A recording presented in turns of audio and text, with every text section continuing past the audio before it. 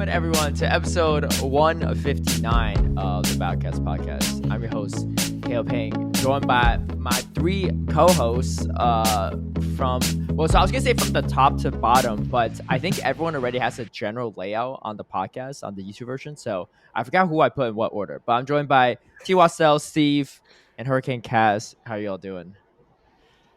Doing pretty good. I think that was the order. I think. Yeah. Or may Was I feel it? like we need Okay. to. Sounds I feel like about we right. gotta change the order every week just to mess people up. Yeah. Well, yeah, but it's confusing because, I'm not going to change the layout on the YouTube version because I already have the templates. So, but I guess I could call people's names out in different order. That's fine too. Oh, and I'm joined by Cheggy too. She's got a lot to say as well. That's our fifth visiting co-host. Yeah. I might have T- one or several cats that visit at some Oh, point that today. sounds like a good problem to have. Oh, wait, I think we lost Kaz for a second. Oh, there we go. Yeah, All right. she's back. Yeah, she's back. So my apologies for the later episode upload. I mean, this happened like all the time with Anacord because we were like record different times and stuff. But this time around is no one's fault but mine, or maybe Apple. Anyway, everyone here, like my co-hosts don't even know this, but last week when I was about to edit the podcast, it's a 3-hour long episode, so it's a long one. I tried to turn on my computer and black screen, my laptop. I'm like, what the heck? Like, I didn't do nothing, right? I didn't drop it, I didn't step on it. It literally worked like the day before. So I'm like fiddling around with it. I'm like, this is not the time. Like, I need to edit this and upload, right? Especially we're trying to turn a new leaf here, right? Have new co-hosts, and we're already like delayed on the upload. And I fiddle around with it for a long time. It's like approaching midnight at this point. Because my whole point is like I was going to just edit it and then publish it and then upload in the morning because it takes like forever to publish. Because I mean, 3-hour long episodes plus my computer's like from 2015, so it's like not the newer end by any means. And I couldn't do it, and then so I was like messing around and I plug in the computer screen of another monitor screen into my laptop, and I started projecting my screen there, and it worked. I was like, whoa, okay, so my screen is just like shot somehow. I'm doing all these resets, trying to figure it out. Nothing was working. So I was like, at this point, I don't remember how it was like 3 a.m., 4 a.m. or something, right? So I'm like, all right, I just need to start editing this and publishing it. So I'm like editing on my with my computer, like PC monitor, watching it all. And by the time I published, I'm pretty sure like the sun was starting to rise, right? So I took like a quick nap. I woke up and uploaded it. And that's why, like, I think the episode came out like 30 minutes or so, or like 15 minutes after the original set time, which is noon. But it's because like I was trying to piece all this together. And then we had to delay this recording because I was like, hey, I got some computer issues, everyone. I need to sort it out. And I think there's some like connectivity issue with my screen that just needs to be replaced. So funny enough, I was like messing around with it, and when I opened it up like 15%, you could see something. But like once you bend it past like 15 to 20%, it just went black again. So I'm like sitting there with like the screen cracked like this, trying to back everything up and whatever. And Total hacking mode. yeah, if you call that hacking. And long story short, I went to the store today, and I'm just like, all right, I just need to upgrade my computer. So It's lasted you 9 years. I think it's time. yeah, for what it's worth, I think, yeah, it put in the work for sure. But I was just bummed because like the computer worked well. It's just the screen just like finally went like out. And if I were to replace the screen, I think it's like $500+. I'm just like at that point, like, Yeah. it's Just not worth upgrade. it. Yeah, I mean, you say it works fine, but you're gonna get a new one. You're gonna be like, dang, this thing's fast. Well, I have the new one. So I was just setting it up like I just pulled out of the box like right before we started recording. So I have that.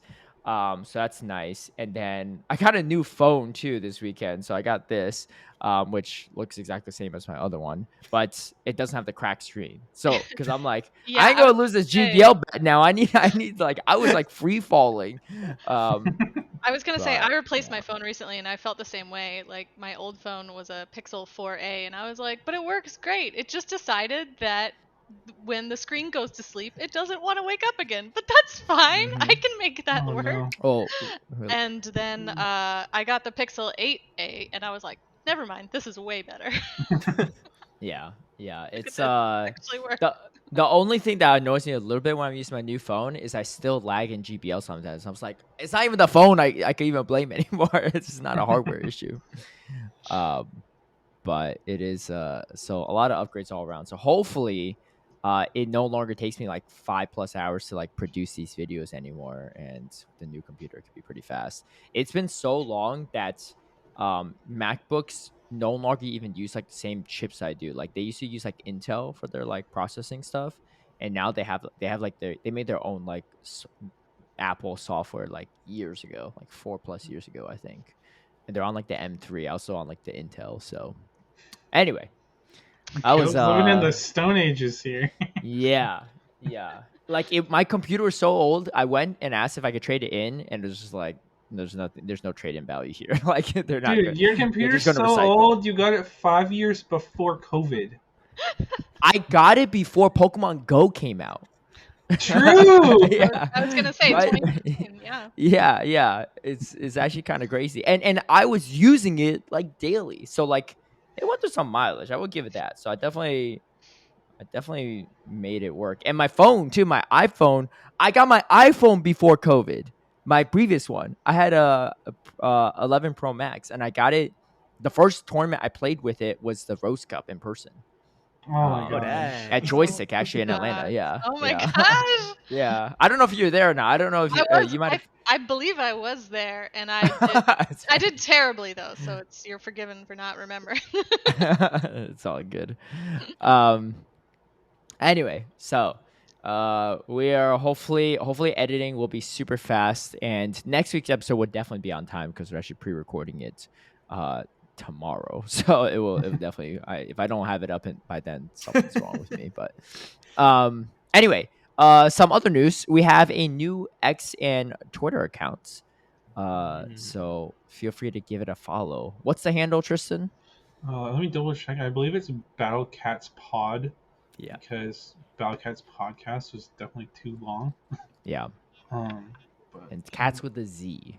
yes, Cats with So a Z. yeah, which that's just kind of fitting. We have Hurricane Kaz because Kaz with a Z as well. So Yeah, it's Battle Cats Pod. Yep. yeah, The Z yeah, instead of the S is always cooler. yeah. Maybe we had to rebrand everything. It could be like Zwastel and Zeeve. Steve. Zeeve. That one's kind of a hard one. Or Steez. Yeah, That's yeah. a Where are we little putting bit the too Z close in to your name, Steve's. Caleb? Kate, Caleb. Zaleb. Kate Les, Kayla. Yeah, I don't know. Oh, Zaleb. getting Zaleb. Caleb Pez. Then we might have some It's, copyright issues. Yeah. I think that's what happened with Pokimane, where you all know Pokimane like the big streamer, right? Yeah. Well, her real name is Iman. It's spelled Iman, which is like the last part Pokimane. But because it's pronounced Iman, her whole intention when she created her username was so that it would be phonetically pronounced Pokemon, essentially, just like Pokemon. But then she apparently just didn't want to get sued by Pokemon company, so and plus everyone started saying Pokimane. It's kind of like Tristan's username. It's like Twastel. Like everyone says Twastel, even though he wants to be Twastel. Maybe you should just embrace that Twastel. Just to, if Pokemon can do it, I think you can too. That's the only thing separating you from Pokemon. Yeah. Not embracing it. The moment you embrace it, you two are the same people, essentially. Yeah, nothing else is different. Yeah, Definitely not. pretty much not. Nothing at Pretty much all. not. Okay, cool. Well, let's move on to our topics for this week. But I'll pass the first one over to Kaz. Yeah, so sorry to start off on kind of a sad note, but we did lose a very prominent member of the community over the weekend. Her trainer name was Heart of Mystic, real name Christina, as she went on Twitter. I interacted with her a lot online for a really long time before I finally got the opportunity to meet her. She traveled with me and a fellow Atlanta local, Sushi Musterite, to the Knoxville tourney, and she was such a ray of light, like, for the community. She was a judge for the new Battle Frontier. Cool. She was on the backstage battlers faction, and and I saw how she interacted with her teammates at that tourney, and I got to interact with her for the first time. So many people were meeting her for the first time there, and it was just such a joyous occasion for all of us. Um, I was really sad to hear of her passing because she was such a blessing to all of us. And I just want to wish, her family well during this really difficult time, and just say how much we miss you. Yeah. And I know you share some additional thoughts on your own X account, Kaz, and a GoFundMe as well. Yes, there is a GoFundMe on that was shared on Twitter, put together by her coworkers, Mhm. to help out her family because, you know, funeral costs and sudden medical bills in the U.S. can be particularly problematic and troublesome. So, and I do believe they've met the goal they set. So, that was really awesome to see the community come together and support her family during this time. Yeah. So yeah, you can find the link to that if you would like to help out her family even further on as Caleb mentioned my Twitter feed at Yeah, the Hurricane Cats. we can also post Yep. that GoFundMe link on our Twitter account as well too, Mhm. Yeah. under this episode's like show notes as well. Yeah, and Yeah. we can probably add it to the YouTube video description, right? Hmm. Yeah, Mhm. yeah. Yeah. So we'll have it. Yeah, we'll have it on our X and in the YouTube as well if you guys are looking for that and want to contribute. Mhm. And I'll just add, I didn't really know Heart of Mystic, but everyone I know that knew her, said she was, such a wonderful person, great spirit. And I saw her, contributing a lot to the community. I know she was fairly involved helping out with Battle Frontier, for example, and just all around a great person. So, Yeah. it's a Yeah, really I'm just big so loss, and so you know glad. Yeah, that I got to actually meet her in person. It was just such a delightful experience, and to end this little section on a happy note, just to state how amazing, beautiful of a person she was. The first night we were in Knoxville, we basically took over a small pizza joint. Me, her, and her faction mates, and Sushi, and a few other tournament goers, and we all tried all the different flavors of gelato that they had. And the pizza place, knowing their customer base for the weekend, they had a bunch of Pokemon cards, like nothing special, just like cheapos, What? spread all over their counter. And they were like, "Oh yeah, just take them, whatever. We know everybody's here playing this weekend, and we just wanted to have fun with y'all." And Wait, I that's awesome. remember that Hart found a Quaxley and gave it to me because she knows how much I love Bert. She was like, "You gotta have this." oh, that's sweet. Oh, that's awesome. Yeah. This was the recent Knoxville, right? Yep. This past year. 2020, Yeah. 2024, yes. Yeah. Yeah, I didn't know Heart of Mystic myself personally that much, but we definitely interacted a couple times over Discord. Even though I used to be in Georgia too, but I don't think I went as far up north for those events. And yeah, I always had great conversations with her when we did interact as well. So definitely a lost community, but happy to see that a lot of people have come together to support her family as well with some of the costs Yeah. and stuff of the funeral and things like that. So again, I will include that in the YouTube description. We'll include that in our X tweets as well under this episode. Yep. Speaking of Pokemon cards too, with your recent last story that you mentioned, I was at GoFest this weekend in New York, and I was actually at the coaching booth. I was working. Essentially, like the coaches work like half days, so like Friday, Saturday, Sunday, we'd each work like half a shift or one of the sessions, the morning or afternoon. And I remember one of the kids, like I think he won the like it's like it's like a battleground where you win like 1, 2, or 3 in a row, and you get a certain prize. And he got the prizes, and his dad's like walking him over and it's like, oh, he like won it and stuff, and we gave it to him, and he was not happy about it. He was like, "Where's the Pokemon cards?" We're like, Oh my "Oh, we god. don't have Pokemon cards. Like you could redeem these codes for elite TMs and like raid passes, rare candy XLs. Here's the exclusive GoFest pin, right?" And he's like, "Well, where's the Pokemon cards at?" I was like, we really don't have any. He's like, well, no, We- someone told me that you all have Pokemon cards. It's like, I'm sorry, we really don't, right? And he's like super upset. And the dad's like trying to talk away, like, it's okay. Let's thank him and let's check out the rest of the park. And the kid was like about to cry, dude. He's like super upset. I was like, No. dude, we don't have Pokemon cards. I don't know what he said. Should have went to a pizza joint instead. But Hey, yeah. there's an idea for next year. Maybe Niantic can have just give a single pack out to the You winners or know? something. Yeah, maybe we could maybe that would be a thing. I mean, that might be pretty expensive, but we'll see. There were a lot of people there. I don't know. I can buy packs for $5 at Target. Like, then you just True. give one out. Yeah, one card per person. That's actually not a bad I don't plan. know. Maybe they could try to find a way to partner with Play Pokemon. Use some of those special Play Pokemon prize packs or something. True. There's some opportunities here. Maybe. Yeah, some unlucky soul is gonna get an energy card every 6 people. But Oh my god. I just got a fighting energy. But it's a fighting energy with a stamp on it. That's yeah, for real. But yeah, Go Fest New York, a lot of fun overall.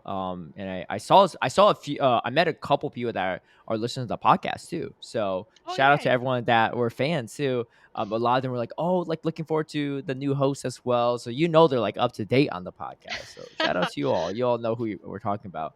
I remember one specific person was even like, oh, I listened to every episode, but I've never commented yet, but maybe I will. I was like, hey, it's all good. If you want to just listen, that's fine too, because we definitely have a lot of regular listeners too. So my friend Melissa that lives in New York and plays Pokemon casually, she was at GoFest this past weekend, and she had listened to the podcast because I shared it on Facebook, and she was like, oh, I actually love that you guys have a section that tells me about what's going on in the game, because I always forget. yeah. There's so many events going on. It's hard to keep track because Niantic will announce 4 events at once for the next couple Every weeks. time I open my game, it's like a new ping. Hey, did you know there's this and this and this? And I'm like, yo, there's got to be a better way.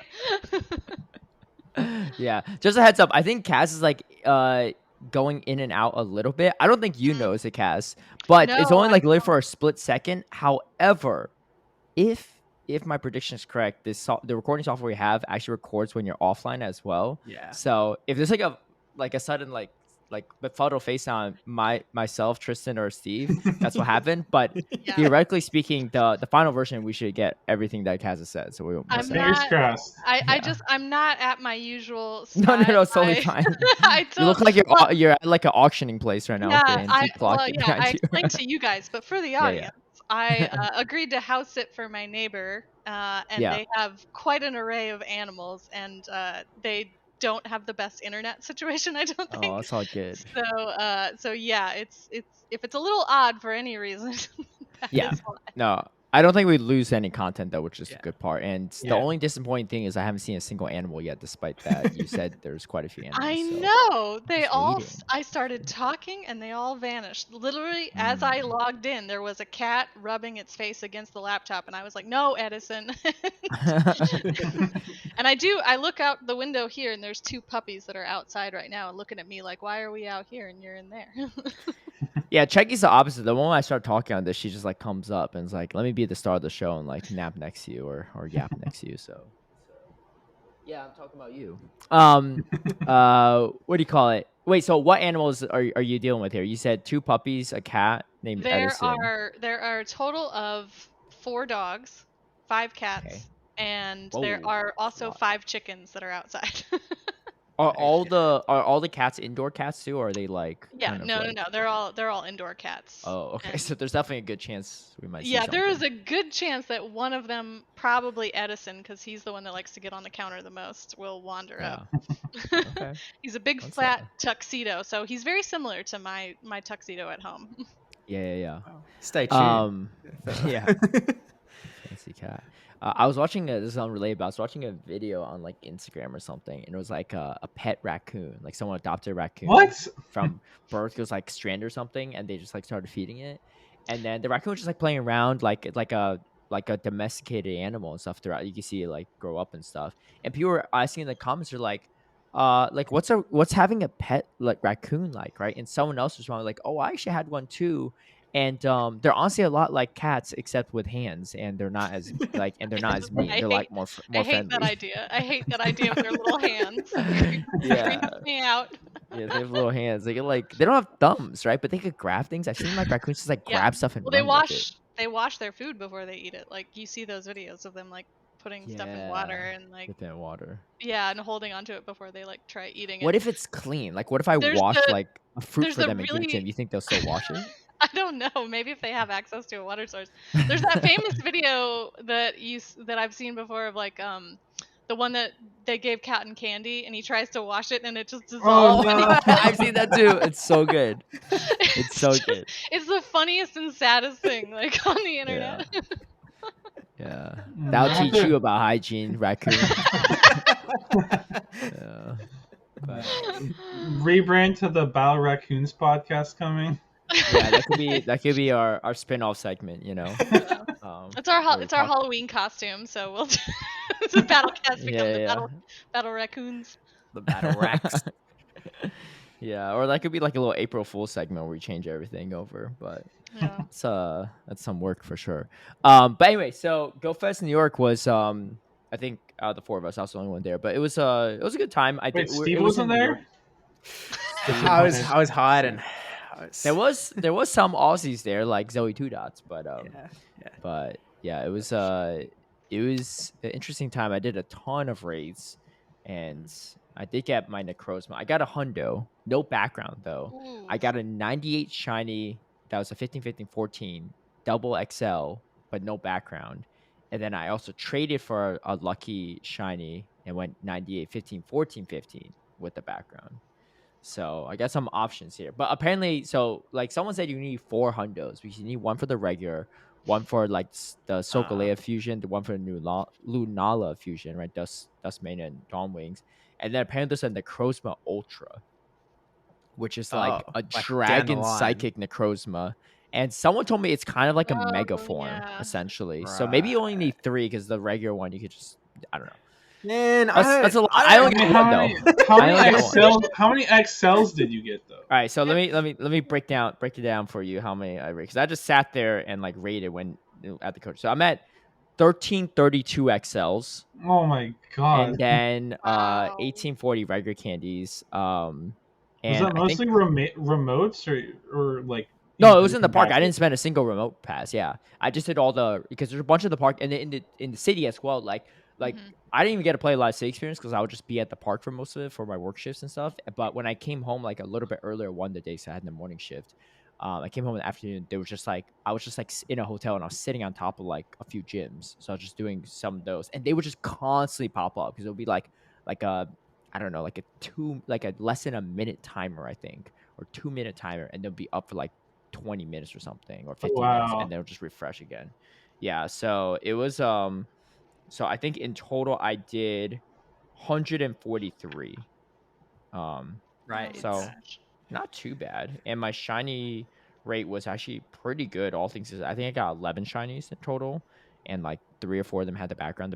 Getting the background and shiny was like a really low rate apparently, according to the people that I was coaching with as well. So Yeah, that was Well, my next that- question. Like, out of all the ones you did, like, how many did you actually get that had the background? Like, yeah, I think the background odds someone said was like 1 in 30 or something, or 1 in 20. I And saw think, like 13% going around on Twitter from Yeah. some stat compilation. Some And kind. then and then the shiny rate was like 1 in 20, 1 in 30 something. Someone told me that like getting a shiny with the background is like about like a 1 in 600 chance, which is kind of crazy because I got a decent amount of those, but the chance of getting a hundo is actually lower than that or Yeah. higher than that, and I didn't get that.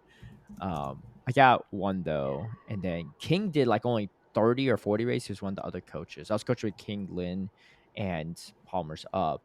And of course, out of the 4 of us, I don't know. Well, I was the big raider actually. Out of the 4 of us, I think I did more race than all 3 of them combined. But King only did like 30 or 40, and he got like 2 hundos. What? Yeah, it was crazy. And then I know Cindy, his wife, did like 100 plus and didn't get a single hundo. So she was a little Oh my annoyed about that. And so I remember like Cindy was visiting us in the coaching booth house with King. And she's like, yeah, I still don't have a hundo. I don't know over 300 something. King Ray told us he had hundo. He's like, oh, I got 2 hundos. And she's like, I know, and you only did 30 something raise. She's like, don't talk about that, right? I'm Don't like tell me upset. that. And then like right after she said that, King's like, yeah, but I got 2 hundos. I was like, King, like you drove to Go Fest with your wife. Like it's gonna be a long car ride back. Like this man's savage. Like I was cracking up. Like obviously Sydney wasn't happy to hear that again after she just said, "Don't tell me about it." I was like, King, I don't know if it's worth just making me laugh for this joke, right? Like I thought it was hilarious, but I don't think your wife did. So He better watch his phone on the drive back. Almost I get know. transferred, you know? For real. Where did my With how many sexy races? Yeah. second hundo go? Yeah.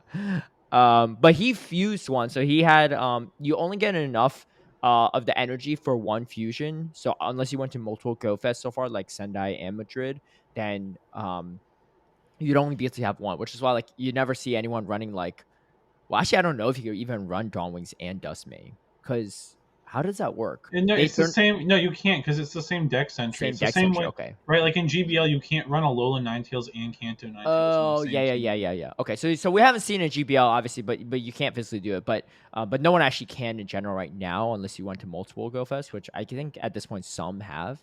But at the global, I'm hoping at global, not only for people that have gone to the in-person Go Fest can obviously do the other one, but I'm hoping that everyone that goes to global should be able to do both because otherwise it's like kind of weird where like only people that have gone to the in-person Go Fest No, can actually get like both. I think we should check when we cover global in a little bit. We should check it, but I think when you do the raids for global, you get energy. Okay, that makes sense. Yeah, because you don't get energy when you're doing these for the New York, right? The actual in person one at the moment. Yeah. Interesting. But And the so fusion he's it's so it's 1,000 timed, to right? fuse. So you can only do like one at a time, and then it only It's lasts not for a certain amount of it's time. not timed actually. Yeah, so that's the interesting part. So I didn't fuse mine because I didn't have a hundo the night before when we were talking about this in the hotel, like when we were like hanging out in the hotel.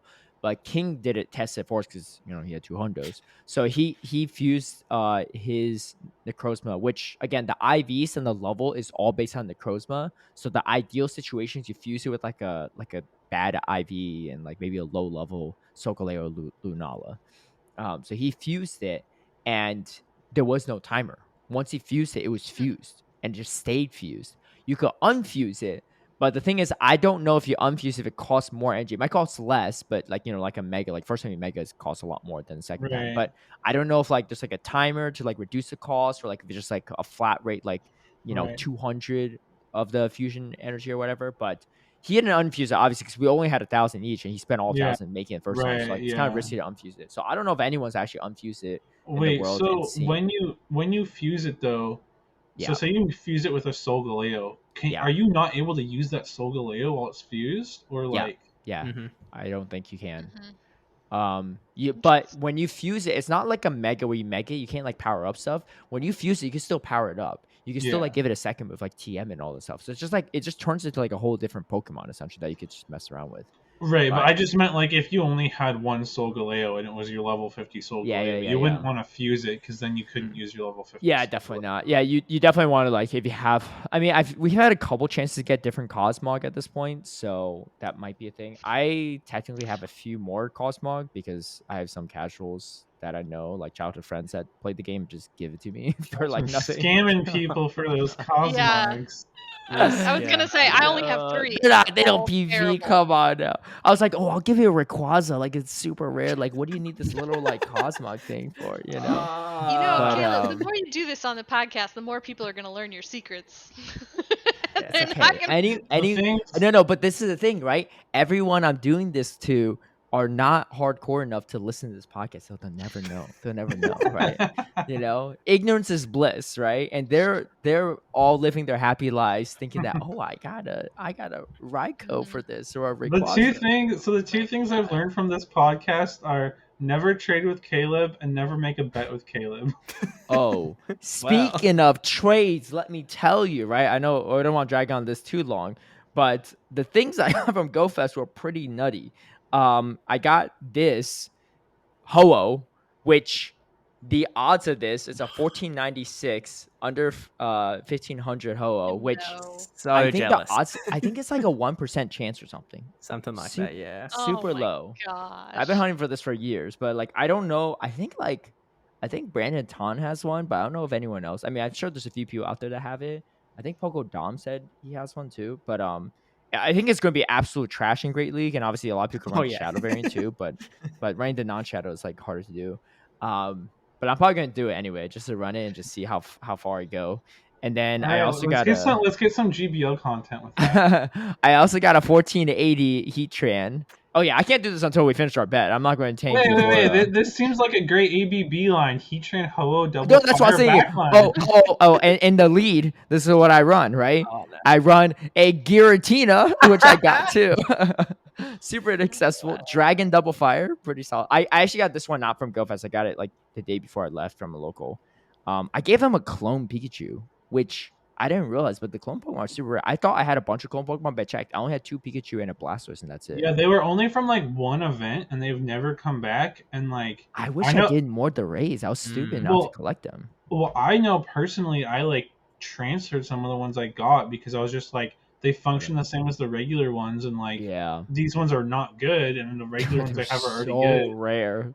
Yeah, those things are like probably more rare than shinies. Hmm.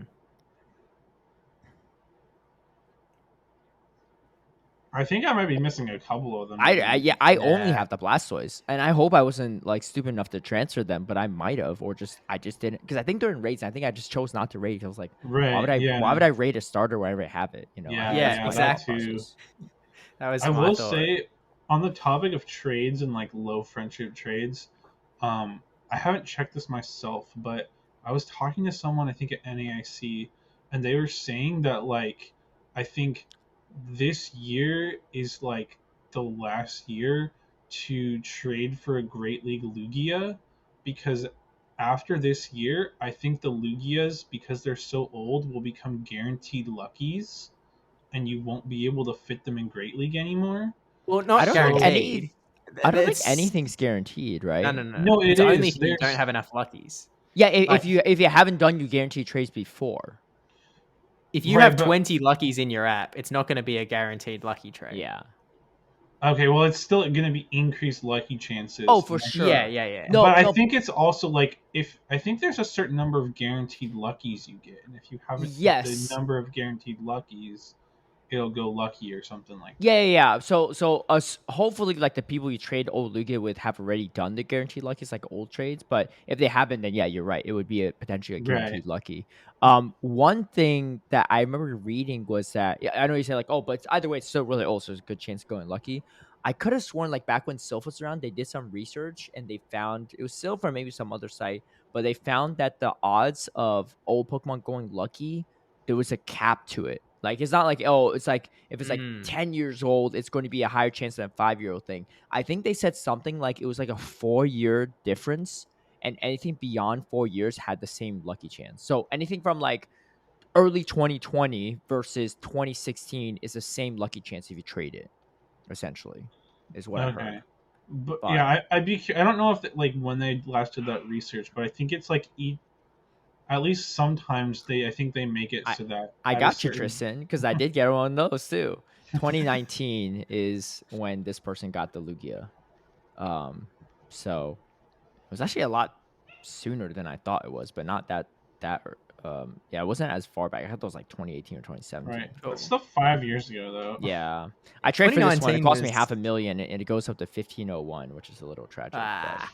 Yeah, I only have Transfer. one. I only have one Lugia that's under 1500, and it's like maxes out at like 1468 or something. But I'm like, no, my Yeah. precious child. Something I hope that Niantic does is just like the Ultra Beast or like the Giratina Heatran stuff is they do like an event where there's research encounters, like you get one of each and stuff, but for like Ho-Oh Lugia and like, Yeah. maybe Zapdos, Articuno, stuff like that. Yeah, definitely. Because that'll be a way for us to have a chance to get more to in the trade pool, while still not reverting back to the old like 7-day box thing. Because I feel like they probably just like that's like already set sailed. But now that it brings stuff like the Ultra Beast, into the research Right. stuff. We brought back like the Reggies as well too, I feel like, or maybe that's just for ticket holders or Sinotaur, but they've done like those things in recent Yeah. events, and I think if they add more like Ho and Lugia into the pool, that'd be nice. Because I mean, I'll be honest, I kind of, I'm kind of like have like a majority share on Lugia under 1500. Like I have quite a few, but because I'm trying to get a better one, I never got a good one. But Oh, um, I got one at, where is it? At Seattle Go Fest. That, to a 2022, yeah. yeah. No, it seems like It's the trend it's seems to just be keep giving us new stuff. Like forget yeah. about all Yeah. So that it's old it's stuff. it's 1452 CP, but it powers up to 1500 on the dot. Wait, why didn't you power it up and use it yet? Click the button. Because I've literally not had a reason to use Lugia. Lugia's been For not good. fun. For fun, For yeah. For fun. fun, yeah. You gotta or use it. Be like me and just run like a stupid troll team in Great League that's super inaccessible. I'll try and think like what's super inaccessible. So if I had a Rayquaza, for sure, right? Because then I could go Yeah. Rayquaza, Ho-Oh, right? Both of those alone are super No. rare. I got you. Your You team is run. You not run. as hard to get, No. but You run the Kartana Ho-Oh Heatran line. Dude, that's so bad. Oh my god. No, but Kartana, I don't even think it's that hard too. I do have the no. Kartana. But you got But you. It's grass double fire, easy. Yeah. Just run that in GBO. Easy. no, it's like just like a straight up like Sableye or Lickitung, just impossible to beat. I feel like I got no. That's your remix team Yeah. set. You're good. no, these people are trying to make me tank, right? Like I just got my new phone. I'm trying to Yeah, help well, carry Tristan is on Team my Caleb and team, Steve. so Yeah, that's right. Yeah, I see why Steve is real quiet. He's like, I ain't trying to eat no jelly beans. Me neither. Um, Oh, but we'll yeah, see. overall the Go Fest was good. I would honestly prefer if it's like maybe a different location next year because we've had New York back to back and like How it's a was cool city. It's just that getting to that island is so so? tough. What Were did any you of you there think last about the? year? No. It's so there's like a whole island that's on, so you had to like cross a yeah. bridge. Like they Yeah, didn't I even went allow like last year. Ubers on there. I Yeah, wasn't it a thought pain to get to the island? well, I thought originally like New York has a ferry schedule which makes Mhm. stops at the island. But when they do have big events like this, they're like, no. Like, they just don't. Yeah. So it makes it even more difficult cuz like I was staying like just down the river like with my Uh-huh. friend that I mentioned and like I could like see the island, but Yeah. we have to take the train over to Manhattan and then take the Mhm. train up and then get out and go across the bridge because You just yeah, need you to rent can't. like a kayak or something. Yeah, right. Let's just boat. Yeah, Let's just all boat there for together. real. But yeah, it's not very accessible. But I will say that as far as places to play, like in the city, it's probably one of the better spots. Like Mhm. more reasonable because like I used to live in New York too, so like I know that most of the city can be pretty inaccessible. Like when you're visiting and Yeah. you don't know. Right. So Yeah. I do think that that location is good. But again, I do like the idea of having a Go Fest that kind of you know moves around different parts of the region, so having it be somewhere else, I think, so that it's more accessible to people like in other parts of the country or other parts Right. of the continent even would be great. Yeah. So I I think was Seattle was like beautiful and everything, but the location was much smaller compared New Mm. York. Like they were able to sell like probably more tickets because it was like a so big island. Caleb, But or Caleb and even Kaz, because you went last year. I'm curious your guys' thoughts because from what I've heard from most people, everyone thought that the city experience in New York was great, Yeah. but most everyone I talked to said the park was kind of terrible. They said it was not great, like too hot, not Yeah. much shade, like there's Yeah, no there's shade. there's definitely like a big chunk of the park that you're walking around where yeah, there's just no shade. It's just a giant field. And that's where I believe they have the PvP coaching, right, Caleb? Yeah.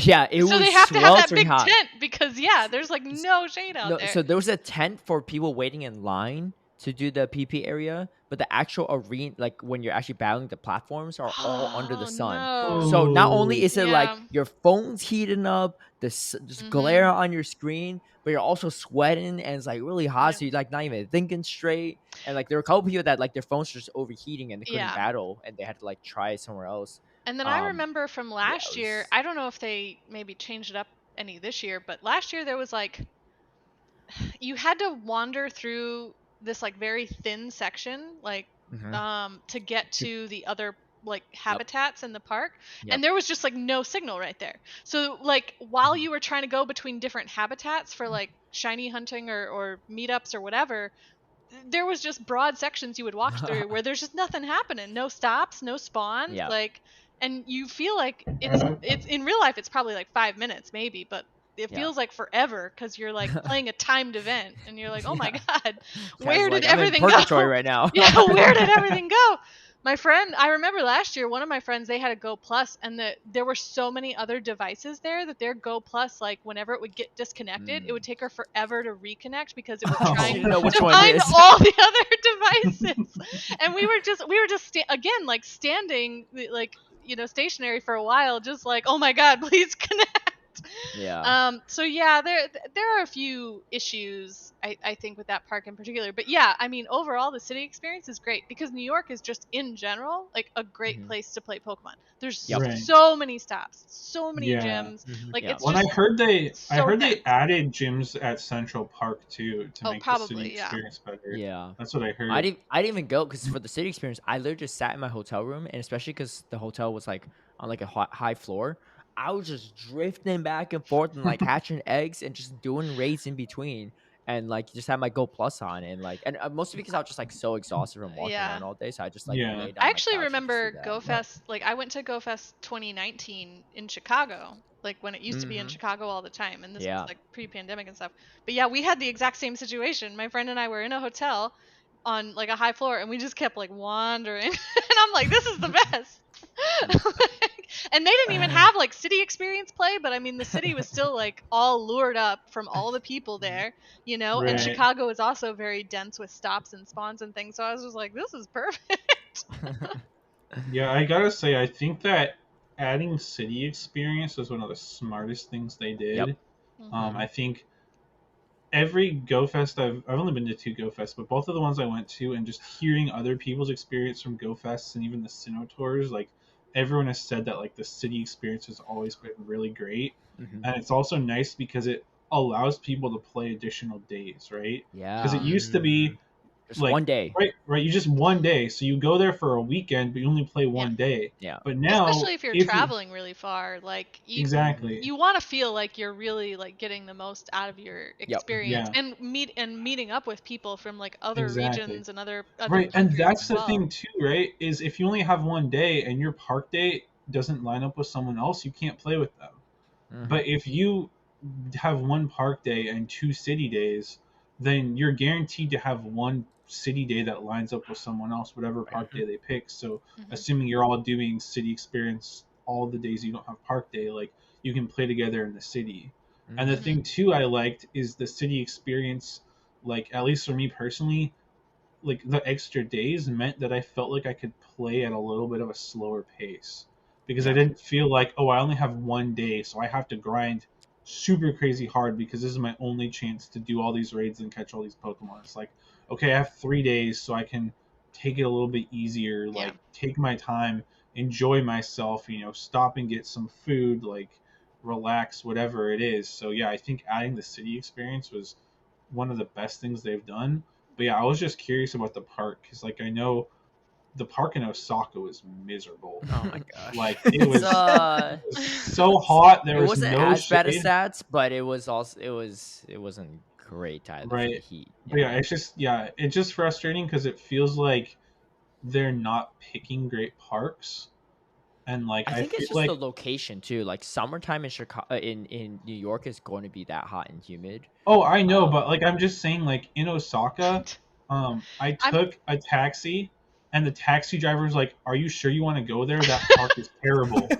The taxi driver literally said this through Google Translate to us. wow. And like talking to Ali T, who's like a New York local, like she was saying like there are better parks in New York that could have Mhm. been a better player yeah. experience with more shade, more whatever. So like it just feels like, again, I do agree that the cities in general and the time of year is something that should be considered, but it also seems like they're not picking necessarily the best parks. But Mhm. I do think too, like you said, that it would be nice to see them either pick places with more moderate climates. Like I think, obviously I'm biased, but I think Seattle was kind of perfect for Go Fest because No, it the was my weather is a favorite too. lot more moderate. Hmm. It's not Or humid. right, or also maybe I would love to see them look at if they're set on summer Go Fests, do some like southern hemisphere locations. Give us Yes. an Australian Go Fest. Give us Hmm. a South American Go Fest because the weather would be nicer. But Yeah. Mhm. also, if you're looking at northern hemisphere ones, again, look at more moderate places like Seattle, London. Those are good choices. Or maybe think about not doing it in the summer.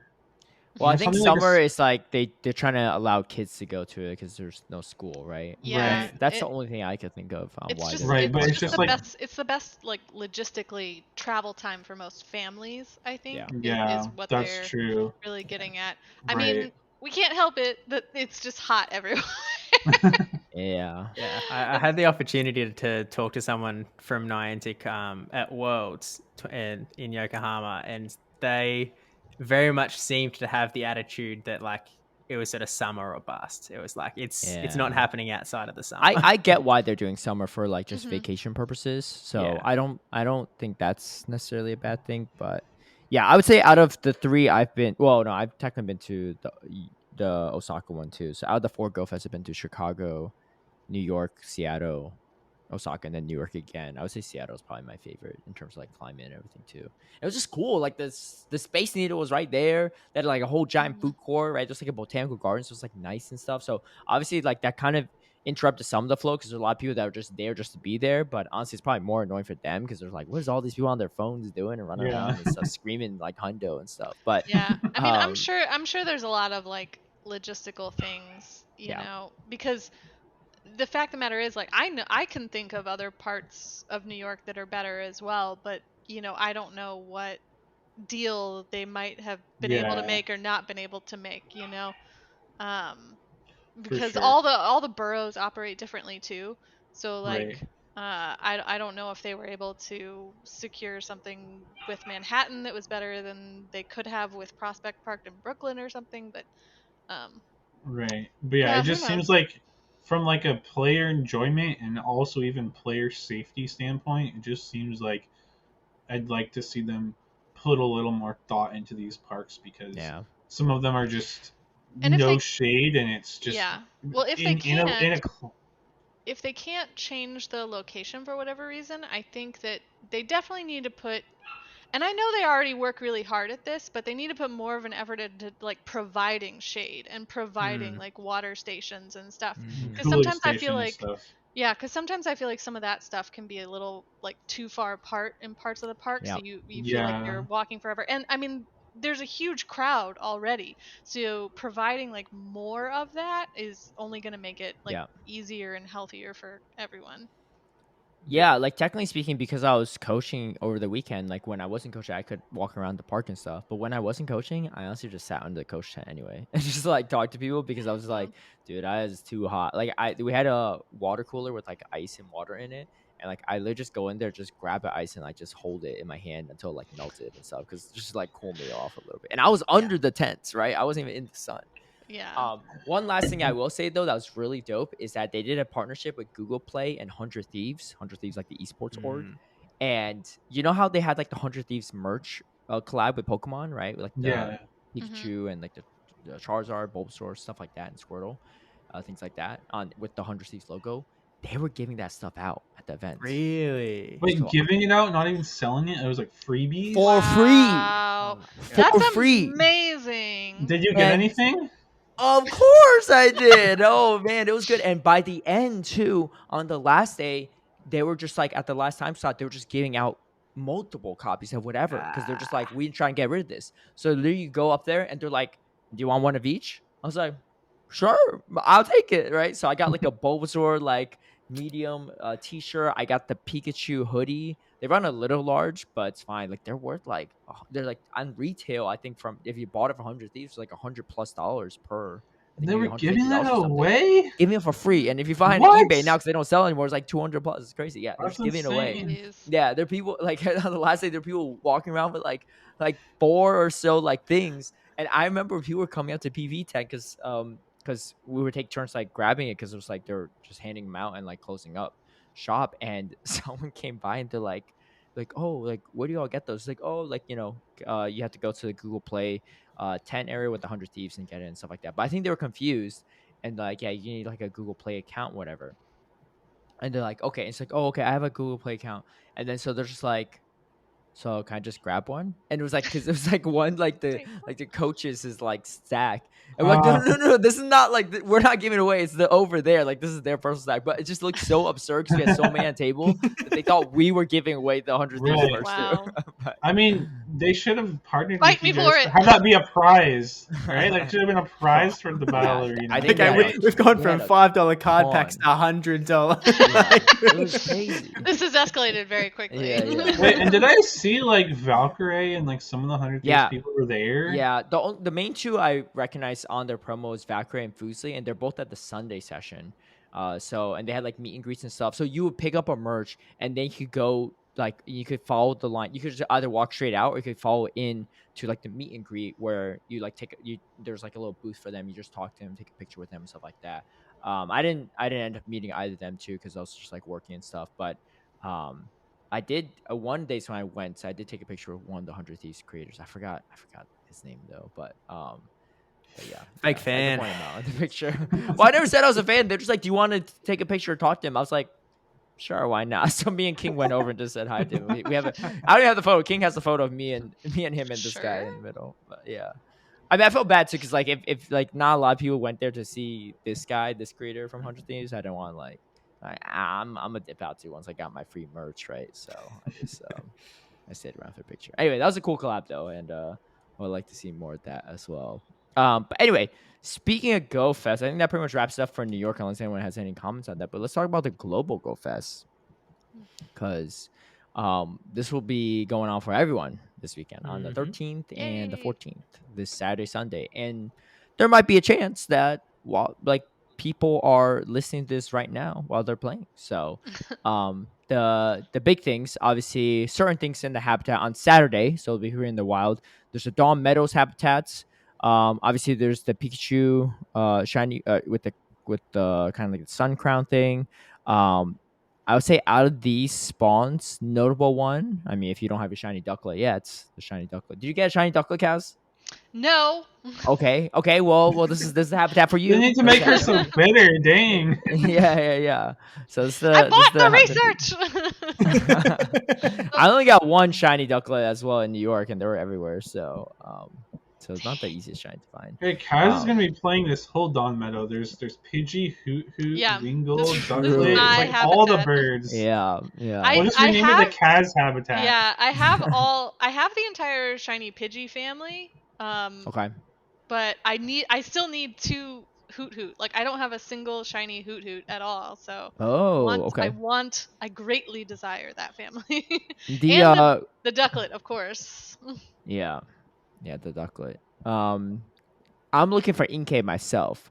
For PvP relevance, it's like pretty okay in some limit meta, especially like Psychic Cup and maybe some like Grassroots formats. But I just don't have a Great League one. I have one built for Ultra League, but I never found a good Great League one. So, obviously they said and more, so there might be some other stuff. In the Shining Day one, we got Charmander, which some people might need, like Palmer's up. He was trading. We were trying to clear up storage, and he was giving me Charmander. I was like, "What do you need Charmander XLs for?" He's like, I don't know. I might power up a Charizard one day. I was like, "For what? Like, you can't even use it in GBL, right? Like, you can't use the Mega version. The regular version is awful, and then you can only use it once in a while, and like when Mega's all around. But then at that point, you just use like Mega Gyarados or something or Tyranitar, and then But also let's in be the real. Grassroots format, you're not going to play the Master League, so why do you need a Mega Charizard? But also, let's be real. Does Paul even have the Mega Energy for a Charizard? I don't know. He might not. I don't know. He's always complaining about how he's always catching strays on his podcast, but I swear it's relevant. Dratini as well. He definitely needs to, because he was training me Dratini as well for Dragonite. Yeah. Hey, let's be real, Paulie. You're not just catching strays on the podcast. You just catch strays in general. I mean, if people could see our Cool Cats server. Oh, in person too. We were paired up, right? We were paired up at the coaching booth in New York, and I was like constantly roasting him and stuff. And there were times where I was like, man, I don't have time to roast him that much. But like, there were some people when we're closing up booth, or no, it's one person. He won all the things, and he's like, "Hey, is there like a winners bracket or something?" We're like, "No, there's no winners bracket. You already won all three." But one of the Niantic staff was like, "Hey, if you wanna battle some of the coaches, you can. Like, they're like, it's like world's qualified coaches and whatever too, and stuff like that." And Paul is just looking at me, right? And I'm just looking back at him. I didn't say anything. He's like, "What? All right, just say it. Just say it." I was like, "I got nothing to say." He's like, "Just say it. I know you want to say it." I was like, "I'm not gonna say anything." I was like, "What do you think I was gonna say?" And Paul's like, "Oh, I thought you were gonna say like, oh, only one of them are worlds qualified, not the other." I was like, "Look, you said it, not me. I don't even need to roast you. You already know what's coming." You're ready to roast yourself. Yeah, I was like, I didn't see you say it.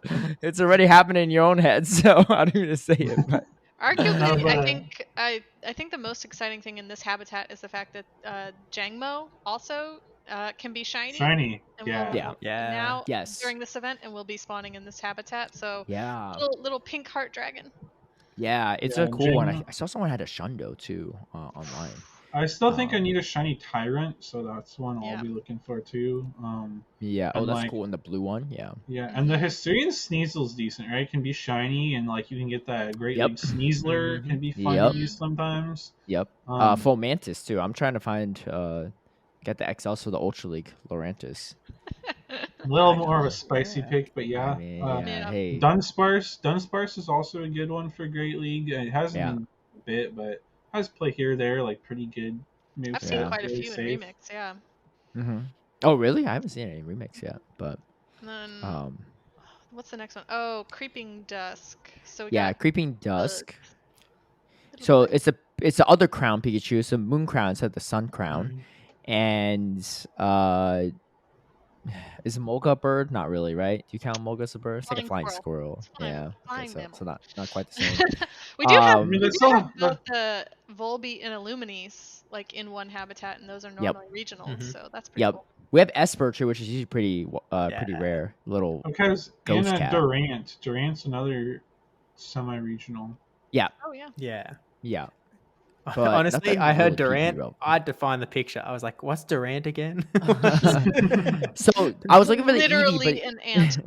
but the Eevee had the Sun Crown, Moon Crown at Go Fest, but it doesn't look like it has it here. So maybe Yeah. I shouldn't have transferred all mine. I Dang thought it, this Caleb. yeah, I this thought there'd be more common. I did catch they were spawning Umbreon and Espeon, and the Umbreon had like a blue scarf, and I caught Those Oh. a shiny Umbreon with the blue what the scarf. heck is your luck? Yeah, those I mean that's just Go Fest. I feel like a lot of I people think at Go Fest, if you're really hunting for it, you can I find think it. Yeah. those will be either spawning or in raids or something, because it is featured in like Oh, okay. there's like the little Okay. ad at the top of this go live page. Oh yeah. Ah, It's in yeah, it's it's in the in 3-star raids. Yeah, the Yeah, 3-star so raids. Okay, so okay. yeah, it is in raids.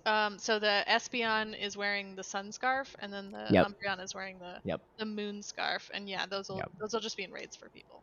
Yeah. So there could Yeah, be this shiny, but I guess you can't find the Eevee variant. I don't know. yeah Unless the this graphics are wrong. this But. this habitat seems a little underwhelming in my opinion. Creeping What Dusk. the Yeah. Yeah. Well, I mean, what we like to say in Newcastle is that it's always good to have a lunchtime hour. You're not wrong. Yeah.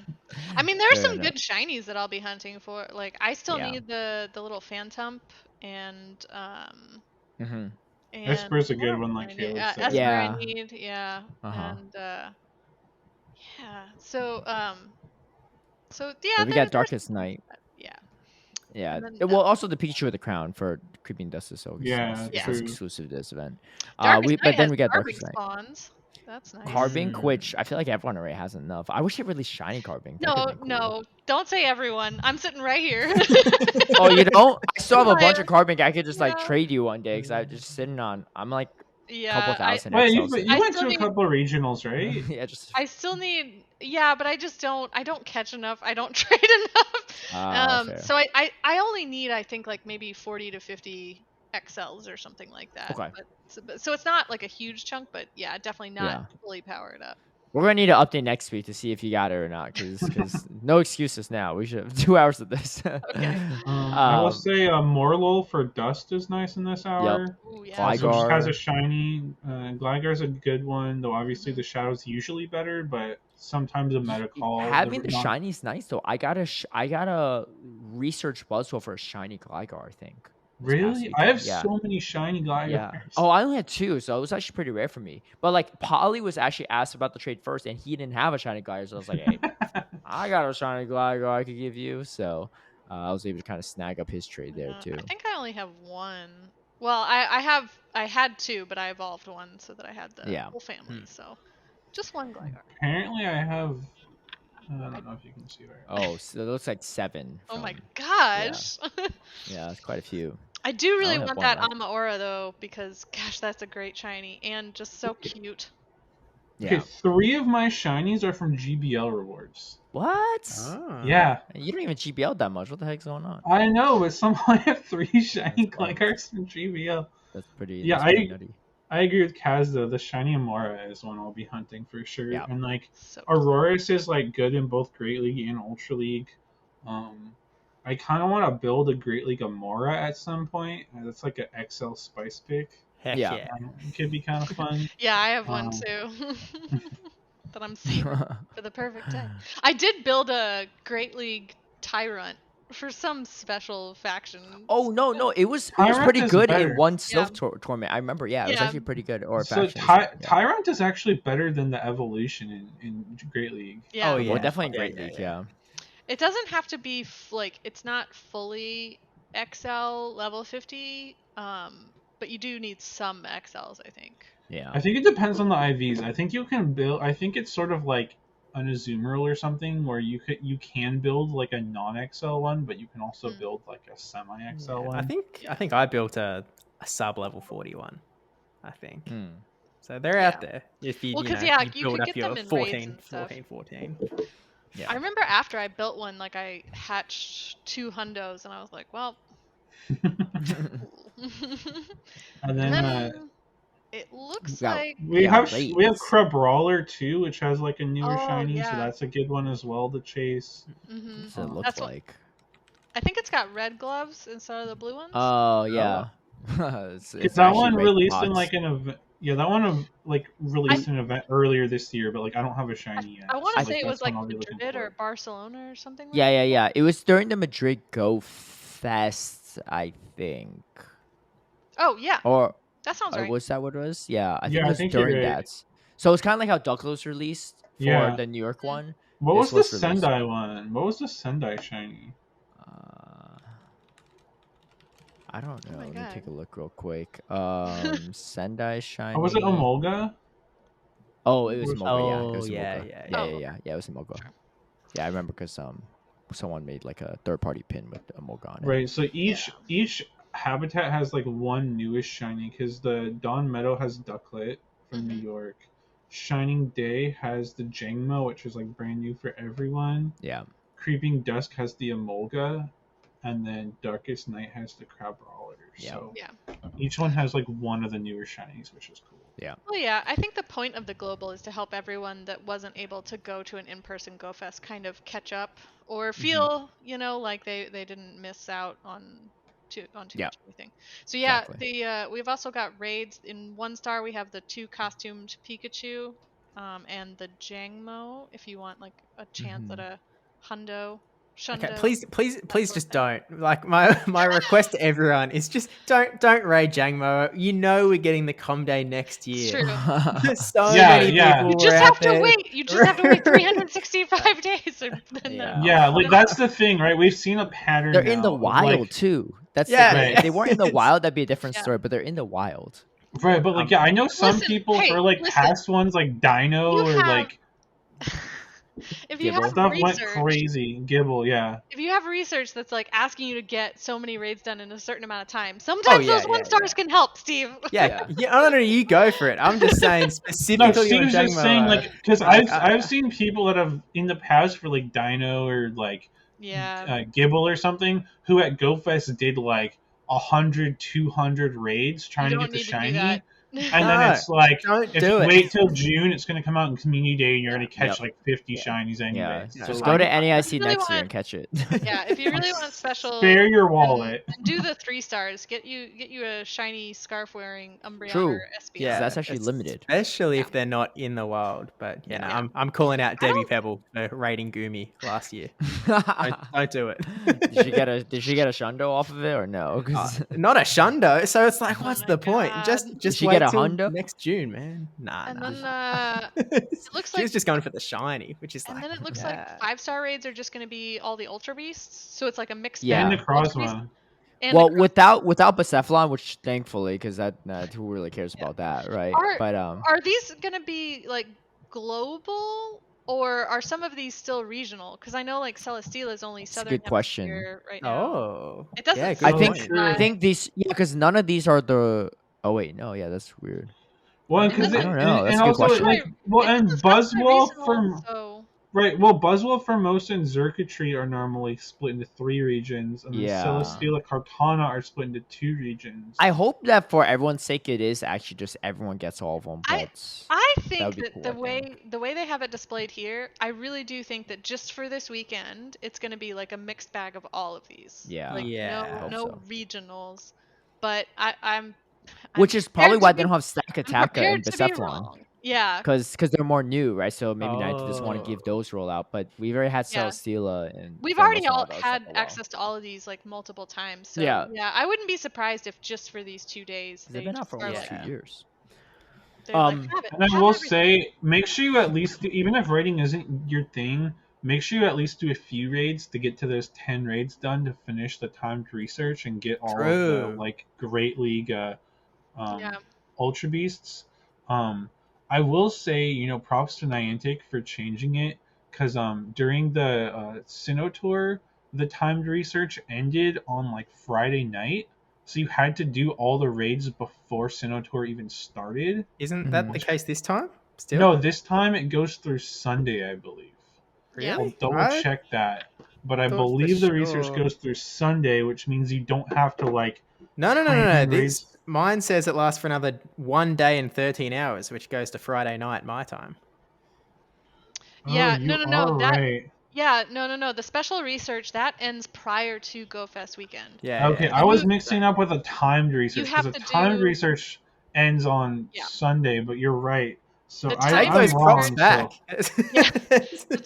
the timed research for the the level 15, I believe it is, Ultra Beast. Yeah, you have to finish that by Friday evening. why? Um Why? I thought there they. is there Yeah, is I a thought raid they. hour essentially every night. So What's tonight's by chance? For it's R2 or I think Wednesday, I guess. it's Cartana for Oh, us okay. Mm-hmm. tonight, but you guys have already had Celesteela in the southern, so you're like a day ahead. Yeah. So you Yeah, we're 1 ahead. Although I will say, after last week, where I was like, everyone's messaging me about these Ultra Beasts and whatnot, T. Wastel still sends me a message, and it's like, "Hey, you planning on doing any Guzzlords?" Look, you got to get this research done, man. Yeah, Guzzlord was Monday. yeah, Guzzlord and then Nai Legal Nico. was yesterday, Tuesday, Yeah. 2 days ago for And then we Seed, and have then Carton Seal, Celesteela, yeah. Cartana. Stack And then- Attack of Bucephalon tomorrow on Thursday, which I probably just spend my raid pass on So Carton. is- Oh, and then is the good one on Buzzwole Friday is Fri- Buzzwole Yeah, Friday. I was gonna yeah. say Buzzwole is Friday, so that's probably gonna be for like us, yeah. literally North America. everybody. Yeah. Yeah, literally everybody just finishing their raids on that Yeah. day. Speaking of I feel like- Buzzwole, I got a question for you all. Have you ever seen the old school Batman movie with George Clooney?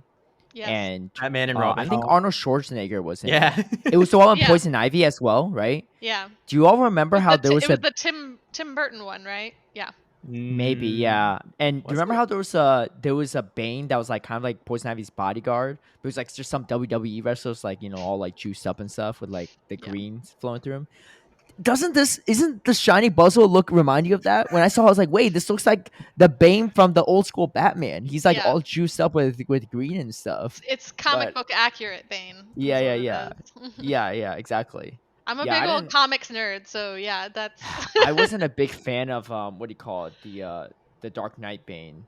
was just like the voice was just Yeah. like weird, and it's just I don't know. I love And- all the memes around it though. That's great. Yeah, that's true. That's true. Yeah.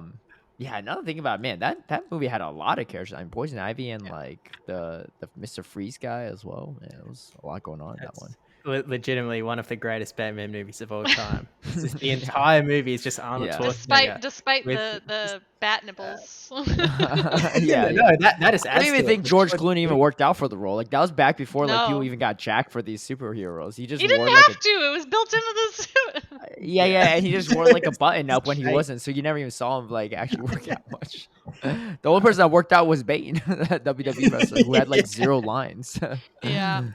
And then Um, the last like Necrozma is going to be in raids. We already mentioned that. Yep, definitely And want to do then those. you do, if you want to get access to the new mythical Pokemon, the Marshadow, you do need to buy an extra ticket. Like everyone can participate in Global Go Fest for free. Like you'll see the spawns, you'll get the raids. Like you don't have to buy a ticket to actually like do the grinding. But if you want the extra like new mythical, then you do have to buy the special research. Yeah, the Which only thing that's weird is like I feel like if you already have a Marshadow from the in-person Go Fest, I don't think you get another one. You just get like No, candy. you just I can't don't know do. if you do. Yeah. So I will like, say though, I is there a think it's reason to still buy this? Well, I would say if the you're incense counters. planning, well, I was gonna say if you're planning on playing Global Go Fest, it's worth buying the ticket because the ticket also gives you increased shiny chances, Mm-hmm. I believe. Oh yeah, So it's and like you if you get up to don't, 6 special trades a day Yeah. as well. So there are some perks. I And think you it get is 6 free raid passes as I well. think it is mostly So for people like if you haven't already gone to an in-person Go Fest. This is gonna yeah, be that buying the ticket is like the best way for you to get the best experience wherever you are. If you've already gone to a Global Go Fest, I mean, yeah, there's still perks, but yeah. you're not gonna get any extra thing or whatever. You'll get Yeah. more candy Well, for the. I think the there's 9 free raid passes is definitely worth right per Yeah. day. yeah. Or is yeah, that I per know, Also, day yeah, or just in general? That might there's be. some I think it's regional. I always per think day. it's per as day. well. Per day. Oh yeah, you're right. So incense encounters. So we didn't get to this. So incense encounters. Every habitat has unknowns. It's A D For ticket G holders. H. Yeah, for ticket Yes. holders. A D G H I N T and Y. And then What does that spell? What is that spelling? Night and day. Oh yeah, Dang. yeah. Cass was quick with that one. Did you already And then- know, or you just like literally looked at I it? did already see that earlier. Oh, okay. I was like, wow. Like, how did you piece that together so fast? Like, because they're not even We're spelled all out. just lucky it stayed in my brain long enough. you shouldn't have admitted that. You should have just impressed everyone. Yeah, Be like, yeah, I yeah. just figured it I out. just And then figured it out. I'm a genius. Dawn Meadow has Maractus spawns from Oh, the yeah. incense. I Yeah, can't be so- shiny though, which is Shining- unfortunate. But Yeah. Shining Day has Corsola, which can be Wow. shiny. Mhm. Creeping Dusk has Rockruff, and then Darkest Night has Volibee. Is the Rockruff available to evolve into that thing, like the It's the dust I don't. form? It just says Rockruff. It doesn't say. So Probably maybe not. Then. not. But They it's would have advertised it. unclear. I feel like. Well, it is also Well, Creeping Dusk. That's Yeah, True. the name. Okay, and then yeah, so the bonuses for ticket holders, like you guys said, the 6 special trades, increased chance of encountering shiny Pokemon. So again, it's if you're gonna play the whole weekend, I think assuming it's you probably want worth. shinies, it's worth paying for the ticket because otherwise you're gonna be going for full odds shinies basically, and you're probably gonna get like I don't know 2 or 3 shinies all weekend. Yeah. So like I think it's worth it for that, and then this there's going to be collection challenges. Yeah, the free raid passes is unclear because it just says up to 9. It doesn't say per day. I would assume it's per day, but it's Yeah. unclear. I believe it's per day. It's I usually think per I day. think that's what I read earlier. Yeah. Special 7-kilometer eggs and 2 times friendship bonus damage in raids. What do you call it? So on Sunday too, there's not too much going on. So all the spawns are just out at the same time instead of having the different habitats. And Mhm. then I believe also they said that for people on Sunday, what do you call it? They just say on the main page that on Sunday, Fusion comes to Pokemon Go. So Dustmane and Dawnwings Necrozma make their worldwide debut on day 2 of Go Fest and global raids. So what's that mean? We're just like raiding the Dustmane and Dawnwings, I guess, and then that's maybe where you get the Hmm. fusion energy. Is my guess. Oh, yeah, that would actually be quite clever.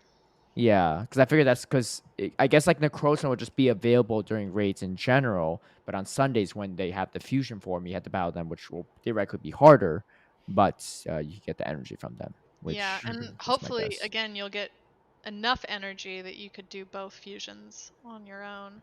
Yeah, But we don't yeah. I'm know. sure. They haven't told us how much energy we would get per raid in theory. Hmm. Because we don't know for sure that we will. We're That's hoping. what Steve is for. Right. All right, That's Thanks, what Steve. Steve is Steve. for. Thanks, Oh, true. Steve, in Yeah, advance. you're welcome, Yeah. gang. Yeah. We just need to we need Steve to report on what his locals are telling him because he ain't doing Yeah. the raids himself. Okay, I'm also seeing that there's going to be party play challenges exclusive to ticket holders. Yeah. And you can work with friends to earn encounters with Pikachu with the Sun Tiara and the Moon Tiara. Mm-hmm. But you already Um, like they're in the wild, so why? I mean, like I guess you're for gonna like do party Hundo challenges Shundo, anyway. I guess for like Hundo Shundo hunters, I guess. Are they Yeah. like are they research IVs out of? It's like an encounter, so I think so. Okay.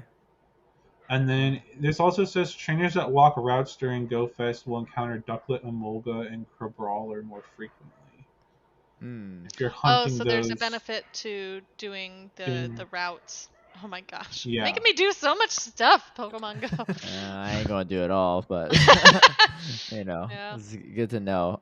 One other thing to add on as well, just for if you already have a GoFest ticket for the weekend, you actually get some early access starting this past Monday, I guess, until Sunday. You have half egg hatch distance when placing eggs in incubators, and then you can also open up to 40 gifts per day, which is good if you're trying to hit a lucky friend by the weekend.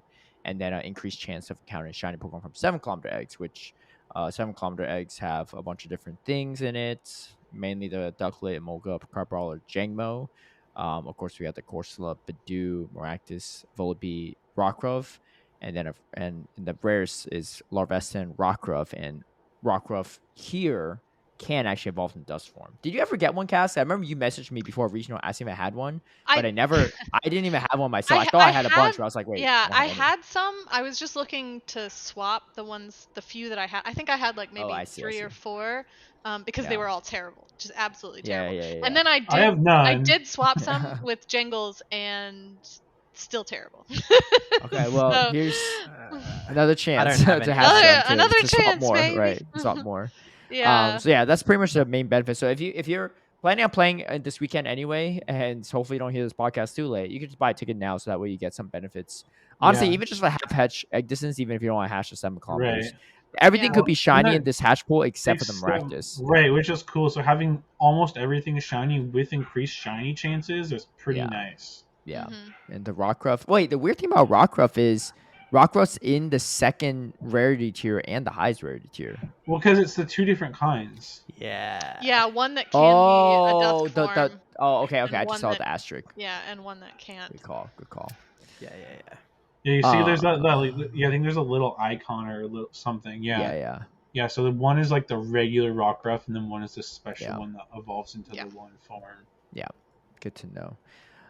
With that being said, I mean, tangentially related, we actually have a new set of fusion effects, kind of like the spatial rend and roar time effects. We now have new adventure effects related to Necrozma, the Dawnmane and Dustwings, and or sorry, Dustmane and Dawnwings, and These are pretty it's cool. yeah, Mhm. Sunsteel Strike and Moongeist Beam. Break it down, T Wastel, since you think they're cool. All right, I just need to So find the see what- graphic. Not I cool enough looked to at it remember, before. but Alright, I'll read what they said from the blog while you look for the graphic. It says trainers can now activate Sunsteel Strike's adventure effect, which is the Dawn main one, or sorry, Dust main. Man, it's just I can't remember if it's Dust or Dawn for this, but Dust main, which is the Solgaleo form, using 3,000 Dust, 3 Necrozma Candy, which harnesses the power of the sunlight for 10 minutes, similar to like how the spatial render where time works. And during this time, Pokemon typically appear during daytime, what would be attract to your location, similar to the effect of incense.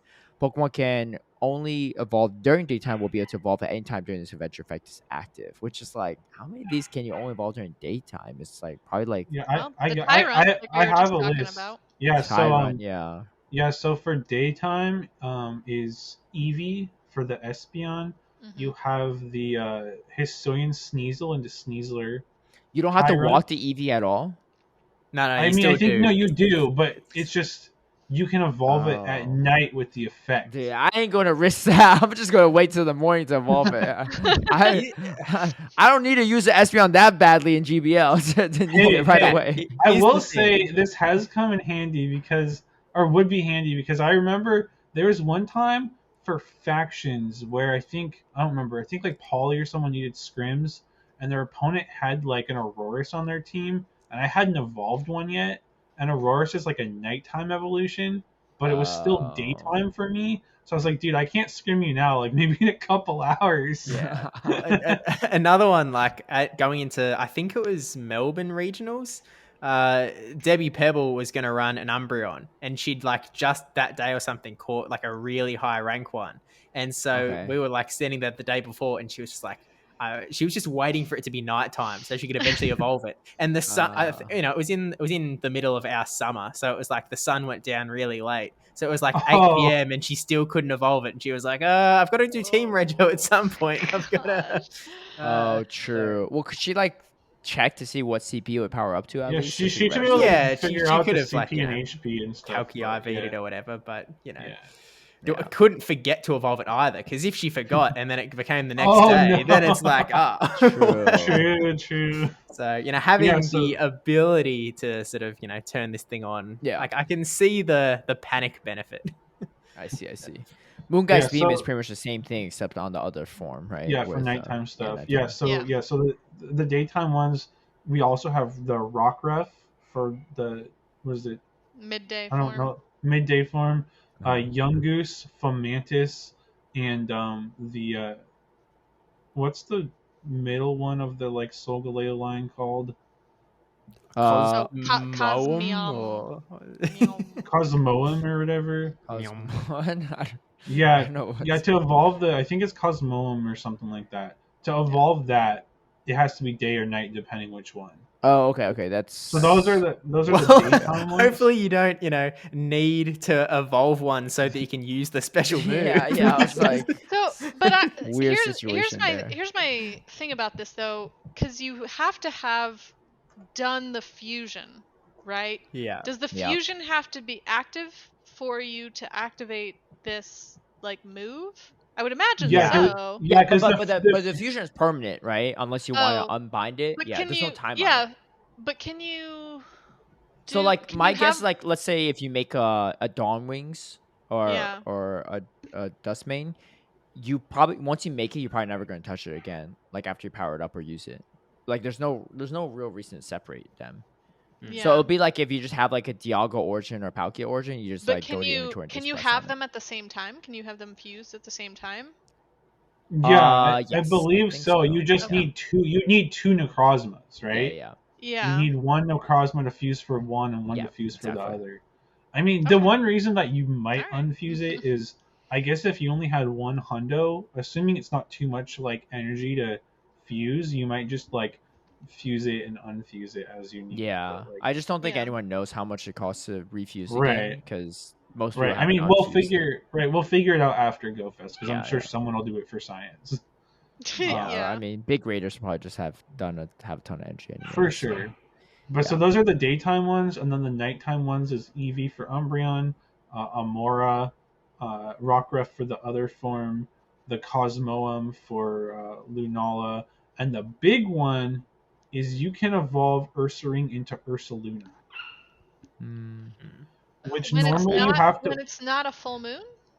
Yes, that's my Oh. understanding. Okay. Oh. So instead of having to That is wait pretty once cool. a month for a full moon, you can use this form and evolve into Ursaluna. I mean, I'll be honest, man. I haven't been waiting to do that once. Yeah, I know. I know. Tristan's like, and the big one. And I was waiting. I was like, oh, what's the big one? I'm like, oh, okay. I was like, I guess that is the biggest one out of everything else here. But I mean, yeah. I mean, out of all the options, I do think that that's probably Yeah. one of the more relevant.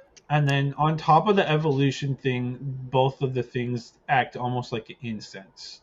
Yeah. But they spawn like particular mons related. So like the daytime one is bringing Pidgey, Helioptile,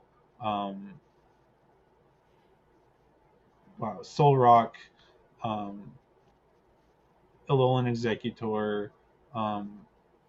What's the little one of Whimsicott? I'm spacing. Cottony. Cottony, Rockruff, Tyrant, Yungoos, and Fomantis. And then the night one spawns Alolan Rattata, Clefairy, Alolan Marowak, Hoot Hoot, Galarian Zigzagoon, Lunatone, Munna, Aurorus, and Rockruff. Okay. Yeah, so it's kind of like a special incense too. Yeah.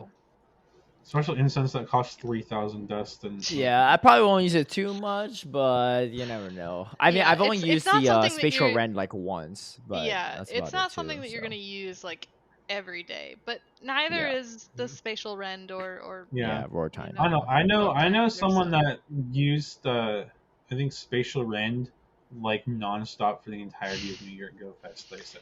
Oh my god. Really? That's kind of Yeah. expensive because there wasn't that much dust value there too. But Yeah. I don't know, they said they still netted like a couple million dust even after using that it might the have, whole yeah. time. I was more But- focused on raiding at New York Go Fest to be honest, so I didn't even like do as many catches. But also my Yeah. storage was like constantly full too, so Yeah.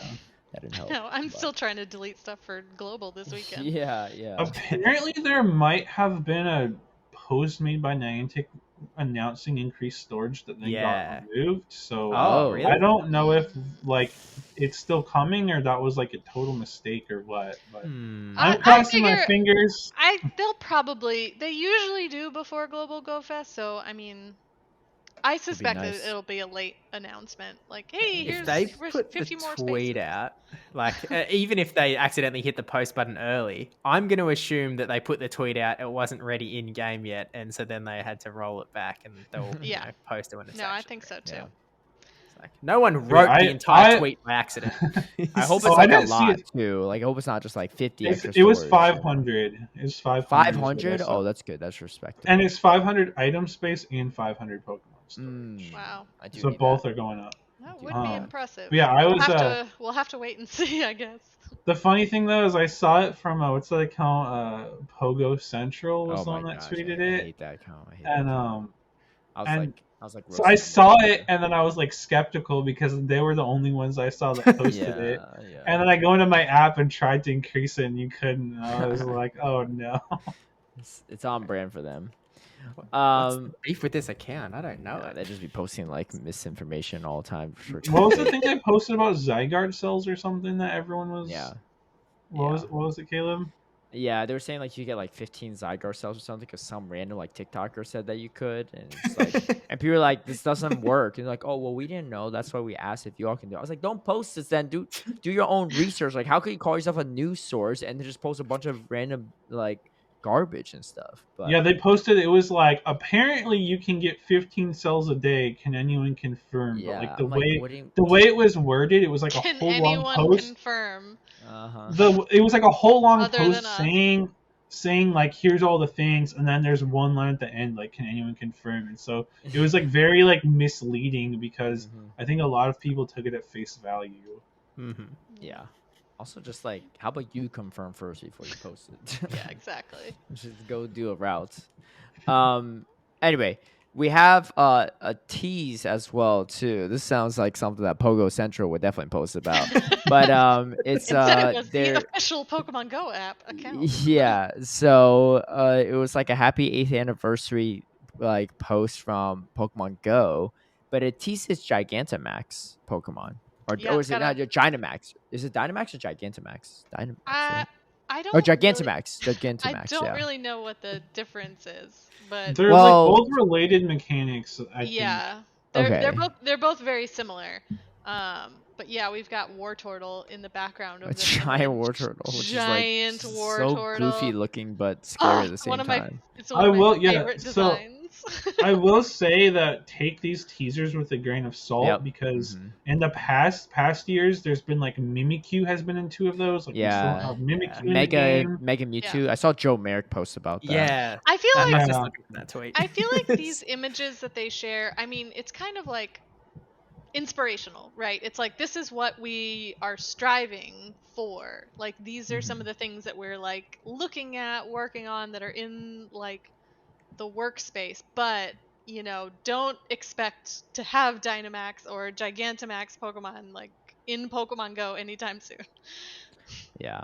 These right. artworks are So beautiful though. I will say that. Yeah, I'm a oh, yeah, big they're fan of them. Mhm. always very, very cool. I Yeah. look but forward to seeing each one every year.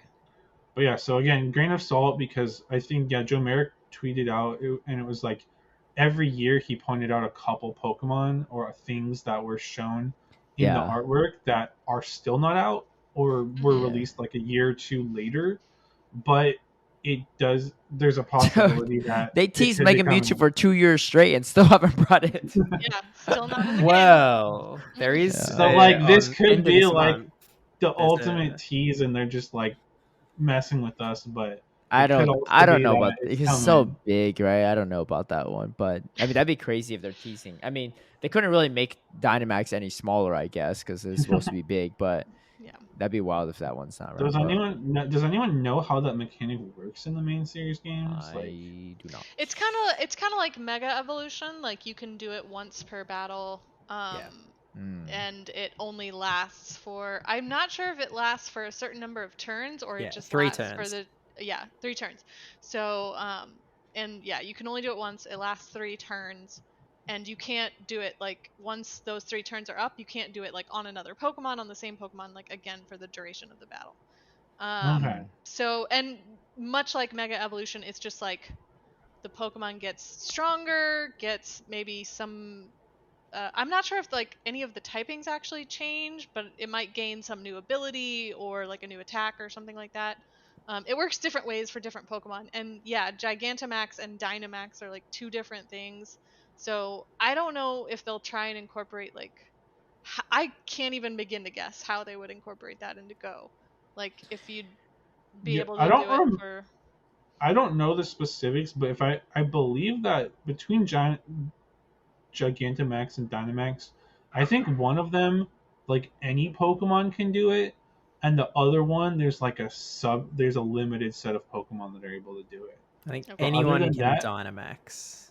okay, I think Yeah, you might and be then right. yeah, Anyone and then can. Gigantamax is like special. Mhm. Right, like there's only certain Pokemon that can Mega Evolve. I think there's only certain Pokemon that Oh can man, I was Gigantamax. trying to Gigantamax that Bastion, man. That would have been like you ain't gonna be able to counter this down. Hey, Dynamax. I mean, you say Bastion that, should be or nice. you're just giving me more farm. Like energy going up to 100. You know, they can't farm too much there. But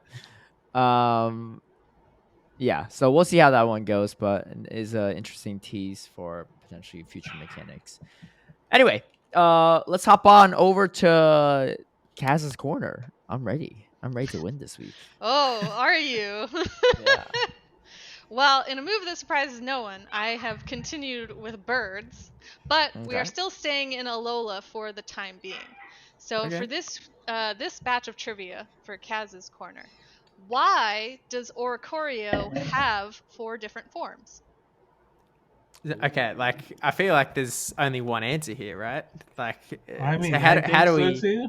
Wait, what? How do you already have something in mind? I'm like sitting here still bracing. You're all like, "Oh, this has got to be obvious, right?" I was like, "What's Yeah. obvious about it? I don't understand." Like, give I've me got a second to piece of think on paper. I'll this. write it down. Okay, okay. Let me. So I'm just like, why say does I go Oreo first, have right, four? and then I say the right answer. Oh, no, let me go Like, first. 'Cause you're probably the happened? most Really, confident, right? it's Well, no, but surprisingly simple. I'm Okay, just okay, thinking okay. in the sense of like Okay. who gets the point here. Like if I you think. went first and you got it correct, like Should me we all and just Tristan like could just copy send your it in the answer, chat in spoilers or something? Okay, yeah. or Okay, just we should type it or in just chat at the DM same it to time. Hold on, let me tell you. Kaz. Because then Kaz could also why just does reveal Orko our have 4 answers. forms, right? Yes. Okay. Why does it have 4 Alright. different forms? All right, let me know when you're all ready, and then I'm hit Yeah. send. Okay. Yeah. Type out your answers, and then We just everyone hit enter at once. Yeah. Just say when you're ready, and then I'll tell you to hit send, and I'll tell you who's Okay. right. I'm ready. Oh wait, hold on. Let me think out this for a hot second. I Caleb. thought you were ready. Okay. Let's. I'll second-guessing just commit to it. himself. I have another guess, but I think it's less likely. All right, you all ready? Yep. All right, Yeah. I'll send it 3, 2, 1. Wait out. Wait. Oh wait. Oh, I was so off. But mine is None like of the you most. got it. None of Wait, you wait, got really? it. Let's read our answer. So I said there's 4 forms. So it's like 4 seasons. So a bird for each season. Yeah. So here I'll read off everyone's Okay. answers. Yeah. Caleb answered there are 4 seasons, so 1 bird for each season. Incorrect. Steve It's pretty said basic. Darwinian evolution, which is like kind of close, but not really. Why 4? Yeah. Well, I wasn't 4 specific. It was just in general And how then, you would have multiple versions. And then Tiwastel said there are 4 islands, so there's 1 form for each island, which is technically correct, but it's not the reason. The reason that there are 4 forms, and this can actually be found in the Pokemon Go Pokedex, is because each different color drinks a different color of nectar. Dang. And so there's different nectar on like different islands. Yes. Is that So what it each is? island has its own color Wait, of nectar. Steve, what is your thing mean Darwinian evolution? Like which is the most evolved bird, right? Is like the yellow one the most evolved? Or like No, it's this whole like Darwin's whole thing was I like think, how finches I would think like that on Steve different is islands. technically the closest. Like, Technically in a sense scientifically, I'm right. because like you have the right idea, right? Like they each like the different forms came about because they're drinking different nectars. Yeah, right? I'd actually argue I'm correct. Because you're getting a little Hey, crazy with I'm that one also now. technically correct because Yeah. if there's a different nectar on each No, island. technically we're all wrong. Let's just put it that way. Right? Ain't no one getting points. Right? Let's just get this out of the way. You're all wrong. Okay, see, this is Kaz's corner, so Kaz has the final say. So Kaz can have the final say, but like in the the comments, the keyword is the reason, right? It's because they drink the different nectar that they have different forms. That's I don't technically know. the reason. Come to my support comments because this definitely sounds like Darwinian evolution to me. Yeah. In the comments, tell me whether Steve gets a point or not. Wait, so why are there different flowers on different islands? Is it a seasonal reason? That's Darwinian evolution. That actually gets into like my sort of fun fact part of the corner, which is that the different forms of Oricorio are based off of Hawaiian honey creepers. Oh no. It's a real bird, a real family of birds, right? There are Okay. 17 different species of honey creepers across the islands of Hawaii. And wait, can you tell us again? Because you. Oh, did I It cut cut out again? a little bit. Yeah, no, I will say one funny thing before you explain it is that if Cass is talking, right, and it cuts out, it like not only like does your face get taken off of the podcast recording platform, but it zooms in Steve and Tristan's face, and I'm assuming like my face on their end, and we'll all just stare at each other's eyes like, well, we're not gonna say anything. I guess we're just gonna come back. It's like when's she coming back? When's she coming back? We're all just like, okay, and then we're dead. We're just putting our listening faces on. Like, it's so funny. Well, but also, normally you're just disappear and come back. But that time you like disappeared like 2 or 3 times in the middle of saying that. Oh my gosh, I'm so sorry. I don't know. It's actually kind of funny though. Yeah, I don't know why. It's entertaining. Yeah. So I'm gonna try this one more time. So the fun fact is that Oricorio is based off of Hawaiian honey creepers, which are a family of birds endemic to Hawaii, meaning they can only be found there. There's 17 different species across the Hawaiian Islands as of today. And each is kind of specialized to like certain flowers or other certain plants. Like a lot of birds will adapt and eat a lot of different things like if they need to, but they primarily have like their choice, their preferred form that they like to eat. So that's why like Oricorio, that's why they invented it with these different forms, because different islands have different birds, in real life as well. The most famous of which some of you might see when you're at Honolulu at Worlds this year, is called the Iiwi. And it's like a bright red and black little bird with a very curved bill. So very cute. Keep your eyes out. How's Wait, that so they could spelled? have done like Oricorio as exclusive spawns in just like Hawaii, right? If they really wanted to like stay Yeah, I close to mean, the technically, lore. but they wanted to give the rest of the world a little bit of a gift, I guess. So in Pokemon Go, we're fortunate to Yeah. have different forms in different regions. Well, But See, I didn't Hawaii realize that's also. why I said season. I was like, well, 4 seasons, like everyone has seasons, right? But Yeah. not everyone has these special nectar flowers on the islands. It's true. All right, well, we all get 0 points for that one. That's Well, Yeah, no, yeah. asterisk. I feel gypped. Unless the comments fight for Steve. no, I'm gonna delete him. That's fine. Ain't gonna happen. I'm gonna No, I'm skip just right gonna- over him next week in the I was YouTube gonna make comments. like 5 new Google accounts. Be like, no, Steve doesn't get it. No way. You guys watch out for PvP Yeah. Steve 1, 2, 3, 4, 5, and 6. Yeah. All right. Let's do a little GBL update. Let's do an ELO check while we're at it, because Steve's like, uh oh. while we are right now. Yikes. All right, so Team Caleb, Steve, go first. I'm at 2662. Okay, so as you may remember, last time I was at rank 17. Yeah, So please tell me you got ELO at least. That means something to I work hit with here. Elo. I hit Elo. Okay. So I think Twastel mentioned in the chat, I think my Elo start was like 2024 or 2026 or something. And then I sort of went up to 2100 in Great League, but Great League Remix, I've not had a single positive day. No, let me see. I'm DM you some teams after this. Please do. I need Yeah, one. what you at? I'm now at 1964. It's been Okay. probably my worst ever GBL performance has been in this Great League Remix. Like, it's Okay. just Okay. uh, It's not get too me bad. out. I was a little more worried it'd be lower, but okay. Yeah. What's it? What we got on your end? I've Team been. Kaz and Tristen. I think last time that we checked in, I was like in the high 21s or low 22s, but I've managed to climb a little bit in Remix. I'm at 2387 currently. Okay. All right. I'm exactly 100 points higher than Kaz. 2487. Oh, They're about okay. 100 or so ahead. That's yeah. It's not too bad. It's actually a very close race. All right, You're so putting your now, phone, right, Steve, when you leave, when you're traveling, right? Oh yeah. so I think we should all go around now and say what we've been running. I guess so. Yeah, Steve, you could just copy mine if you want. But I've been running Shadow Quag with Shadow Empoleon and Toxpex. Triple your new Basti is. Oh yeah. Oh, it feels like the Basti too. Yeah. I've been fluctuating between these two. Like, I'll just put them up on the screen. You should say what they are too for the audio listeners. The top one I got from some infographic from the LATAM winners. So it's Gudra, Safe Swap, the Gligar, and then Typhlosion Closer. And then the second They're both one. Shadow.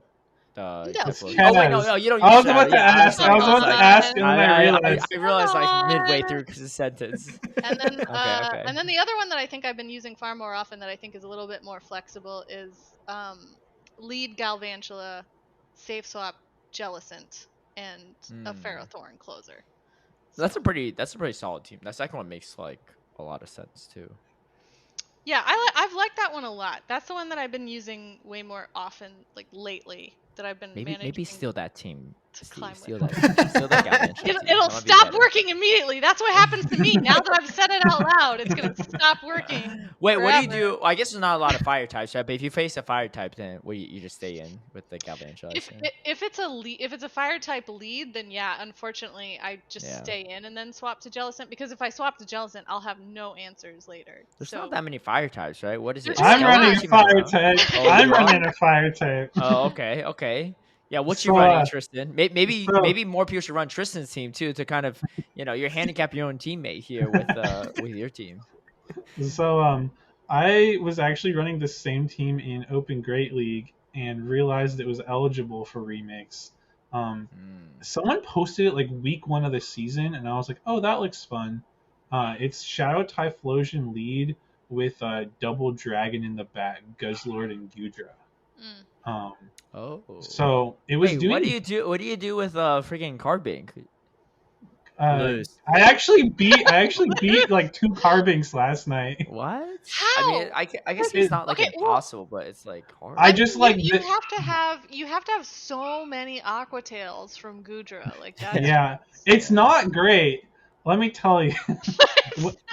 So in the team in Open Great League, I think I was beating most teams that didn't have Azumarill or Bastiodon, but Okay. Azu and Basti were both pretty rough. No, but without those, yeah.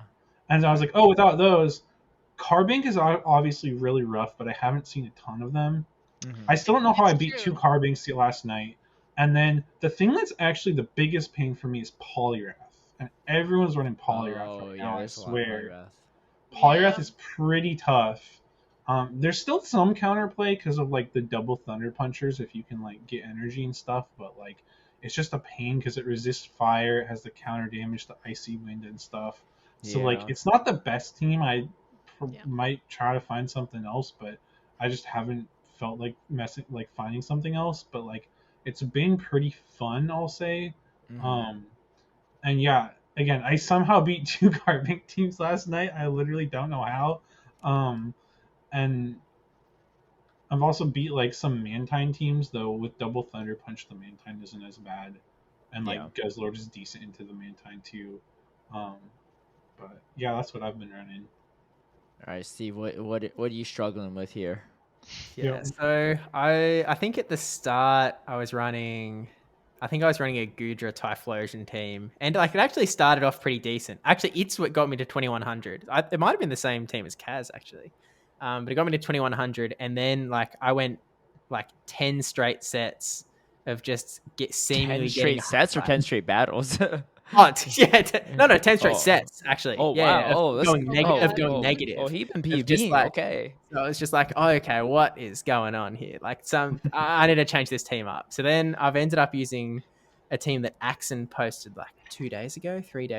That was like an Obstagoon Mantine Magnezone might have been it. I definitely have seen a lot what more do you do for Obstagoon Poliwrath? today.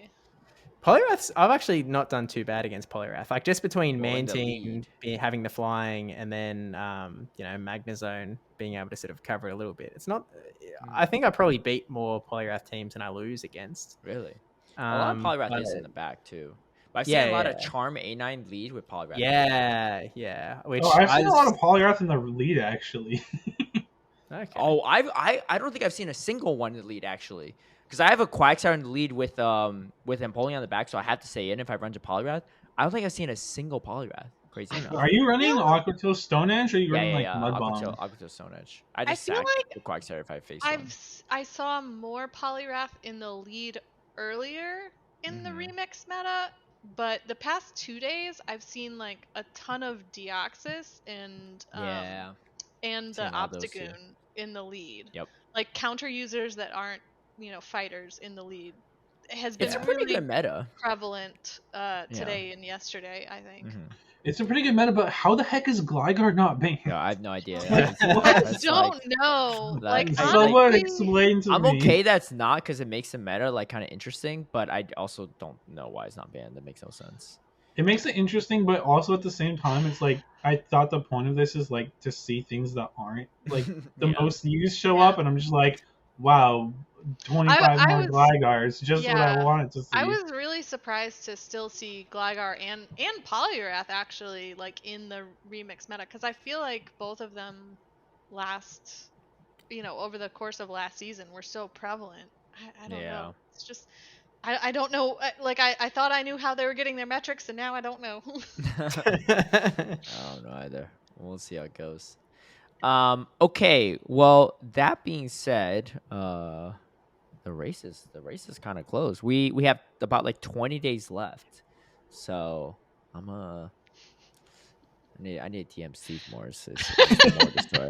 Yeah. Send me teams. But when you said 10 sets straight, I was like, oh, that's actually pretty good. That was more than I expected. So I did all my sets for probably like the first 4 or 5 days after that. Yeah. And then I got halfway through yesterday. Okay. Let's skip some of the other sections because I know we kind of have a time crunch. So let's wrap it up with this final segment, featuring kind of our Road to World Spotlight edition. So something I was thinking that we should do is feature kind of talk about different players going to Worlds this year and from each region, players to watch out for. So each of us will have kind of like a top pick from the region that we'll feature. We won't have any overlap. So you'd be like, is that really a top pick? And I'm like, well, it's essentially like if you combine all of our top picks, it's like kind of like our top 4, right? Essentially. Mhm. And then we'll each talk about our top picks, and then we each will also pick kind of like a dark horse pick, a kind of not an underdog per se, but more so someone that maybe is not featured as much or talked about, but actually has a chance to make a pretty deep run into Worlds or might even win it all. And we'll see maybe after Worlds how close we got in terms of like the top placing players, if any of them were in our top picks / dark horse category, or if it's just like someone completely kind of unknown. But so we're gonna start off kind of from what is it, east to west. So we'll start with Oceania, so which is just pretty much Australia and New Zealand, right? There's no other specific area with that. And remind us again, Steve, how many total players? I know there's like how many have qualified, but how many total players are actually going to Worlds from this region, to your knowledge? Yeah, so there's 15 from Oceania that qualified, and then actually going, there's 2 Aussies that aren't attending. So we're going to end up with 13 from Oceania, which is a split of 9 Aussies and 4 Kiwis. Okay. And then the 4 Kiwis, to my understanding, haven't played in any like big tournaments outside of locals, right? Well, not this season, but like this season. I mean, yeah, in previous seasons. But yeah, like you say, played the last 2 seasons, but this season he Oh, just okay. didn't. Yeah. You say it was at OCIC last year, right? And he's at Melbourne 2022. He did quite well, not to spoil anything for later, but okay. Hey, back off my pick. Yeah. well, do you want to kick things off, Steve, as our resident Oceania expert? Sure. So for my sort of number 1 pick, I have, and I picked last. I was like, hey, I know all of these guys, so at least I've got some insight on the whole lot.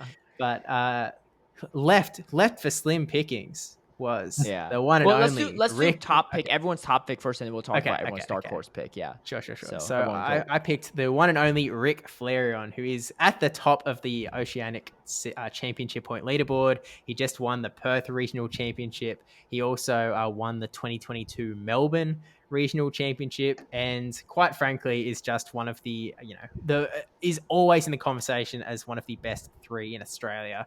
Literally from the get-go, like has never dropped out of that conversation. Like I was looking at his Draco Viz, and I mentioned this to him the other week, but he's attended 7 regionals, 2 world championships, and an international championship, and he has never been outside of the top 16. Which he's one of the only 2 people that is top 16 both world championships. The other one being it's Axon. So yeah, and he beats me all the time in locals. So I've got some first-hand experience as to how good this guy is. But like, he's also like, obviously because he's at the top of the championship point leaderboard, he has been crushing this season as well. Like again, he won Perth, not dropping a single game until the grand finals. He came 3rd at Brisbane and then 5th in Melbourne as well. So like he's sort of top form, one of the best. Top 16 both worlds, and can definitely push it all the way this season.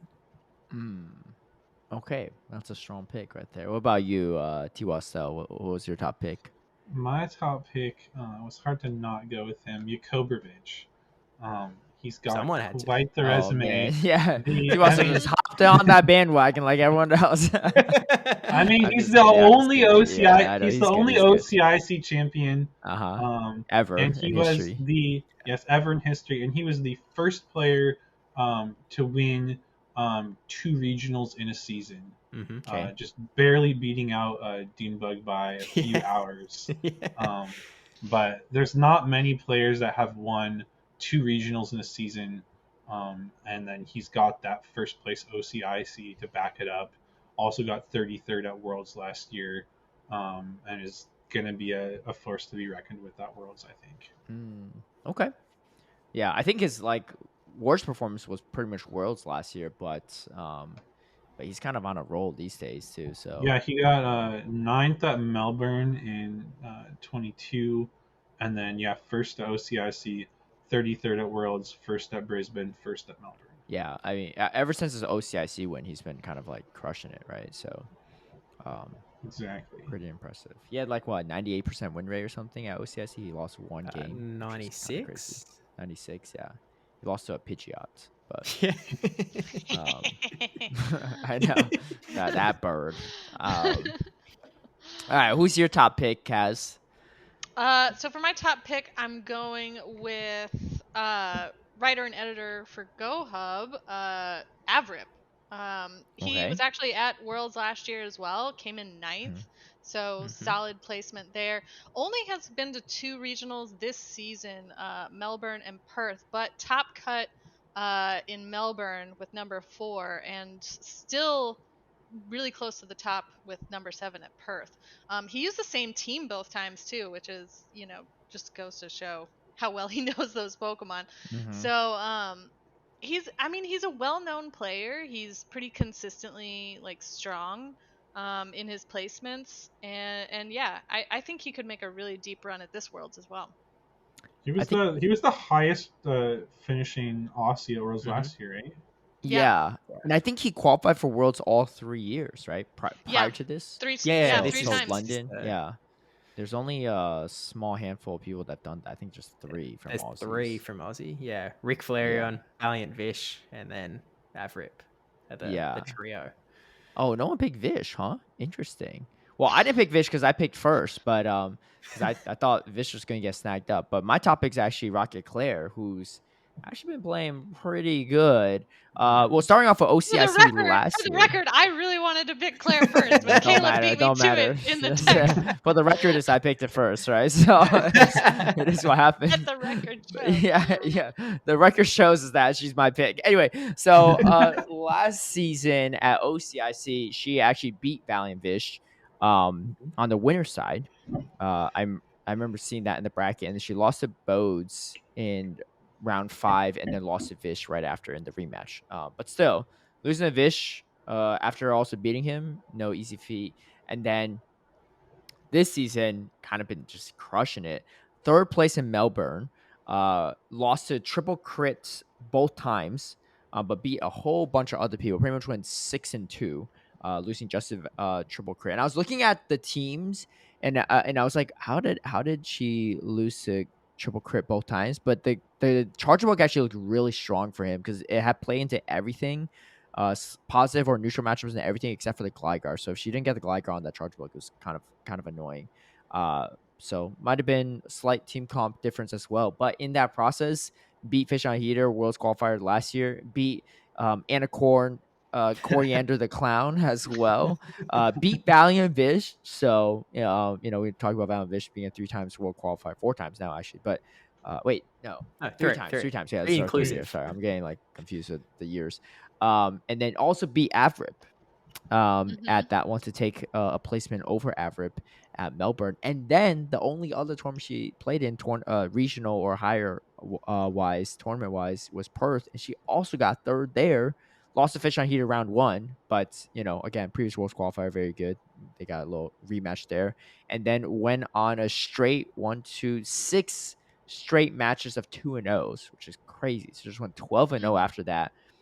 to go all the way to the losers final, so only lose to They Love Jai, who was the second place finisher. So, uh, pretty crazy string of runs, and like Avrip actually ran the same exact team at both. So, Mhm. Mhm.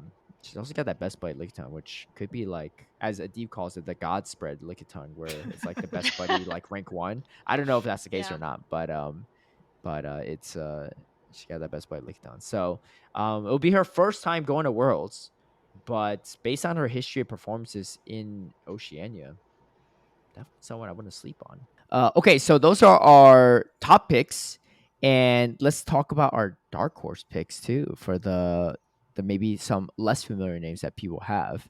Now that I think about it, man, Vish not making top picks, he should definitely probably be in dark picks, but maybe not because I think most people assumed that he was going to be someone's top pick. But we'll kick it back to the same order. Steve, what's your dark horse pick for Oceania? So my pick is someone that I think that most people aren't aware of, and I've sort of described him as a bit of a always the bridesmaid, never the bride, in that. Ain't me, not me this time. This time, let's see when we get to NA. So it's Gone 1001, and Okay. he's someone who, like, from the very first season, again 2022, Australia had two regionals, and he competed in Melbourne. He came third place, so one Mhm. place off of qualifying. It's the one where Rick Flareon and Valiant Vish sort of rocketed into PvP stardom. So came third there. Then in 2023, he came fourth in Brisbane. So again, just sort of barely missing out on that top two qualification. At OCIC, he came seventh. And at OCIC, Vish had already qualified. So Invite actually cascaded down to fifth place. So again, he was sort of two off of qualifying at OCIC. And he's just done really well the whole way through. This season, he came fifth at Brisbane. He came top 12 at Perth. Mhm. He also, last season, he went over to Fresno and he came 17th, I think, at Fresno. This season he went to EUIC as well. Didn't do that great at EUIC, although he might have gone 2-2, which is Okay. still pretty, it's decent enough. But and he's just legitimately sort of one of the most consistent, one of the best battlers that hasn't qualified for a world championships before. And he's actually stuck in my head as someone who literally gave me my hardest loss of all time in Pokemon Go PvP from Really? Silpharina 2021 regionals or something like that, where it is the most outplayed I've ever felt, in that he was constantly the switch timer would hit 0 and he'd swap to something. And so it was just constant energy over here, health over here, and just making these constant neutral swaps that I just could not keep up with. And I have never felt never felt worse at this game than when I played against Golden 1001. And he's also at my locals alongside Rick Flareon, so he's there to make it difficult. And when we have a local that only two people get championship points for, like this just last weekend, when you've got Rick Flareon and Gone 1001 taking the points, it becomes a bit trickier for old Steve-O here to rack up that travel award. Yeah. But yeah, and you were worried last week. You're like, I don't want to be greedy and take up the travel award from other people here, but top 16 is where we're aiming. Make you work for it. But Gone, definitely one of the sort of best out there, and he definitely, I think he might surprise some folks as sort of a bit of a name that comes out of nowhere, just because they're not aware of who he is. I like that too. I did meet Gone. Well, I definitely met Gone at OCIC last year, but at UIC this year too, which was cool. I think I maybe even commentated one of his matches. I definitely know he was on stream for OCIC, but I don't remember. I mean, if he hit if I top 8, commentated, then he was definitely on stream at some point. Right. Yeah. All right, T-Wastel, what you got for your dark horse pick? So I was joking about taking Vish as my dark horse pick just because trying to stack my picks, but I think Vish is definitely a top contender. So my dark horse pick is Yusei. Okay. I think that he definitely runs teams on the spicier side, and I think he has the potential to catch some people off guard, not be prepared for some of his more off-meta picks. He's had some pretty good results in the past. He didn't go to any regionals this year, But in 2022 he got 4th place at Melbourne, and then at OCIC he got 17th. With a pretty kind of spicy team. He ran a Chestnut, Defense Deoxys, a Alolan Marowak, Shadow Alolan Sandslash, Azumarill, and Sableye. So That's pretty definitely, spicy. definitely not things that people will necessarily be prepared for. And yeah, I think a lot of players know of him, but might not be sure how far he can make it, because again, I think a lot of people from the global community might see his posts about his locals where he's winning locals with like these crazy like 6-time shadow teams and stuff, like Shadow Mewtwo and stuff, but it's like he's making it harder for himself and Yeah, still that's winning, true. Yeah, like and it's it's like just if he just won with meta stuff, then like it's even less impressive. Yeah. right. But yeah, I think people might be like, oh, maybe his locals are easy or something, and it's hard to say for sure. But again, I think he's got some talent, and I think some of his potentially spicier picks could catch some people off guard. So hard to know for sure how far I'll make it, but I could see him, if he plays well, catches people off guard with some interesting picks, that he could make a decent run for himself. Yeah. Okay. Right. All right. What about you, Cass? Well, first of all, the cat has finally appeared. I Oh. see. And second of all, my dark horse pick is Mikey Morgs, who has already been mentioned in our chat about Oceania players. Gone to a lot of regionals this year. I mean, 3 in the Oceania region, and then actually went the long way around to the EU in Bologna. Um, so yeah, he's had strong performance pretty much everywhere except for Bologna. I know that a little disappointed in that, but still, not bad with all the well-known players that that we've already talked about in the EU previously and have seen on streams and stuff. So number 5 at Perth, number 13 at Melbourne, number 7 at Brisbane. So, I mean, overall, really strong performances. Has been known to use a little bit of spice before, but has gone back to, the most recent performances using a pretty meta team. So, so yeah, I think as far as Dark Horse picks goes, we could be surprised. He's performed strongly in the past, and I think with the right amount of practice and anticipation going into Worlds, I think could make a really nice run for it. He's also Yeah. 3rd on the championship point leaderboard, I think, for the Oceanic region. So like he's Right. not for no I mean, reason. yeah, really, really out there. Like just looking at the performance list, like here on Dracoviz, like has a lot of competitions under their belt. So clearly enjoys it. Making the effort, and that can be hard to do. So kudos. Yeah, in Bologna too, I was looking at his results there. Lost to Raging Taz, who old school name, the Sylph champion of season 1 in Europe, and then Pablo Dinasu, who's kind of been on a huge streak of wins lately too. So maybe not the easiest matchups there in that tournament. Yeah, and who knows? He might have been jet lagged too. I mean, that's a pretty big trip. True. Yeah. I don't think he flew out for the tournament. He was just sort of in the area, same as Yeah. Mission Heater. But he said he was feeling pretty Coincidence. ill that day. So Yeah. Right. I mean, still, but I mean, even if he wasn't there that long before, that time change can definitely be pretty tough on a player. Yeah. Throws But you out of still, whack. I mean, Bologna was a big stacked tournament. So like even getting to number 49 as he did, I mean, that's still like a pretty decent accomplishment for going out, so far outside of Yeah. the players that you're used to facing. So Yeah. His 2 wins were also no shows, though, apparently. But that's fine. He might have won those if they showed up. I believe. Yeah. Also, I mean, no hate on Mikey Morris, right? But I'm just want to make sure the facts are out there. But Mikey did attend Worlds last year too, if I recall correctly. So Yes. 2-time Worlds qualifier. Mm-hmm. And my dark horse pick to wrap things up is Z-Tarb, who I don't know that much about, but looks like they're pretty much a Perth native or somewhere around Perth. Went to Perth last year. 13th place, and went to Perth this year. 13th last year, maybe not the best placement, but 4th place this year, which is pretty impressive. Lost to Rick Flareon, who won it all, and then lost to Rocket Claire, who's my top pick, who got third as well. So made it pretty far into that loser semifinals. And outside of Ric Flair and Rocket Claire, went 2-0 against everyone else.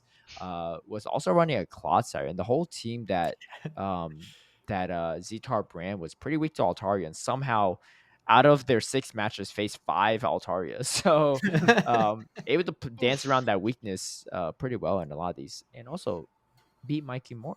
So I'll throw it on there, right?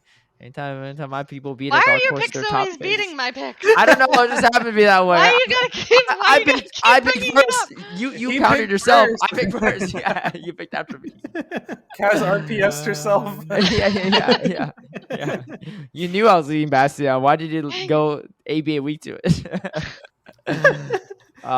Anyway, so that's gonna be our first segment on kind of Road to World Spotlight Is there edition. anything that Steve you want to add about anyone that we picked or anyone we didn't pick? Well, we you're didn't kind of pick the Vish, who Oh. definitely can get an honorable mention. Look, I sort of get why Vish is sort of in that honorable mention spot, because like he has sort of not played much this season, in that like you know he's having a fresh kid. He's moved state as well. It's quite a rotten kid. Hey, look, I'm not going to take those words. It's probably true, but yeah, like he's had a pretty busy year, so he hasn't like. I think he was only at he was at 2 regionals, wasn't he? He was at Melbourne as well. But like but he's definitely no dark horse pick either, right? No. We can't that's slot him in there. Yeah, I don't because want to everyone slot him knows as a dark horse because I think he's if there was a fit person here, I think he would have been one of their picks. And sure. if Kaz had picked first and gone with Claire, Caleb might have picked Vish. Like he's definitely in that top 4, top 5. So yeah, he can't really be a dark horse because he's got to be one of the top favorite Aussies to make a big run. Yeah. And Steve, when you were saying kind of talking about how there were kind of you thought like 3 top Aussies, I assume he was one of those 3. Yeah, well, this is I guess I'll mention. right? So on the G'day Battlers podcast, where like the last 2 months we were just also called Road to Worlds edition. We essentially talked to every one of the Oceanic plagiarizer qualifiers. Yeah, I'm just saying we got there first. But like, so we talked to every Oceanic qualifier that's going to Worlds, and so partly to just sort of tell their story and at least get their names out there a little bit. But something we did for the first like 4 or 5 episodes is we asked every time who's the best in Australia, or sort of name a top 3, or name the top 3 best battlers in Australia. And when you ask like Rick or Vish, they'll like they'll play it humble a little bit, and they won't put themselves in the top 2, but they'll sort of slide themselves in number 3. But the sort of recurring 3 sort of at the start, and I guess recurring 4 ended up being obviously Yakko got mentioned every single time because he won 2 for 2 regionals. You've got Rick Flareon, you've got Valiant Vish, and then Rocket Claire sort of, especially after Perth, began to sort of enter that conversation as well. So, a part of I think Avrip probably throw Avrip in there as 5, right? Well, the sort of like there's 3 Aussies that have qualified for all 3 world championships, which being Rick, Vish, and Avrip.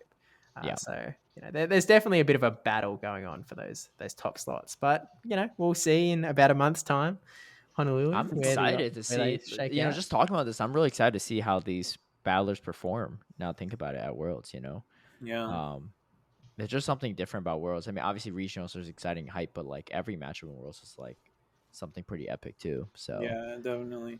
Well, then this recurring battle, for those top 4 travel award spots, right? That'll be interesting too. True. Honestly, I think for next year, it'll just be like the same 4 Australians going into every international. Is my guess, right? After like their placement in the first one, unless any Aussies or Oceania, like New Zealand players, are willing to travel to Latium on their own dime if they didn't get the travel award.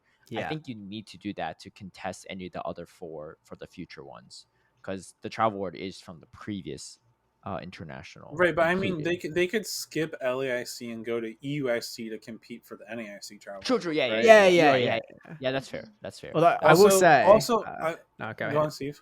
Oh, I'm not going to name names, but I've heard a little bit of discourse that some Aussies might just, pocket the travel award and not actually go. So which, could open things up But as see, well. the thing is, like, you're not doing yourself a big favor there, because if you pocket and don't go, your chances of getting travel award next time round is going to be slimmer, right? Well, You like might as well slimmer, but if you're good, I mean, I then guess it's Yeah, like, I was related to what Steve said. I was gonna say if anyone that gets the travel award doesn't go to the IC, that really opens things up for the next Yeah. travel award. Yeah, right? exactly. But why not just go and like just pocket the last travel award, right? Pocket the Yeah, NAIC one, yeah. maybe. I don't know.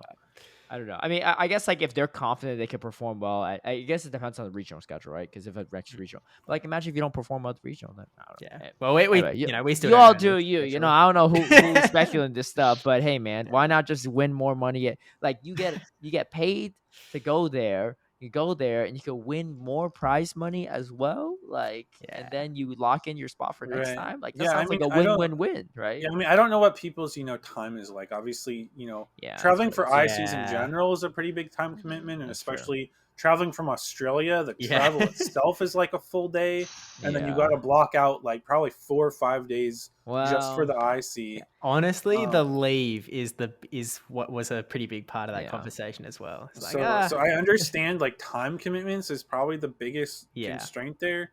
Especially again, I don't know people's personal lives.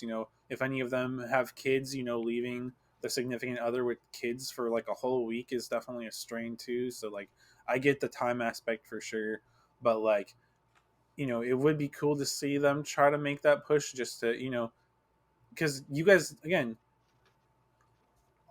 you don't have as many opportunities for the Aussie players to showcase themselves, right? There's not as many regionals, not as many streams. So getting to some of those ICs to really showcase yourself and prove yourself as a Yeah. player, prove how good the region can be.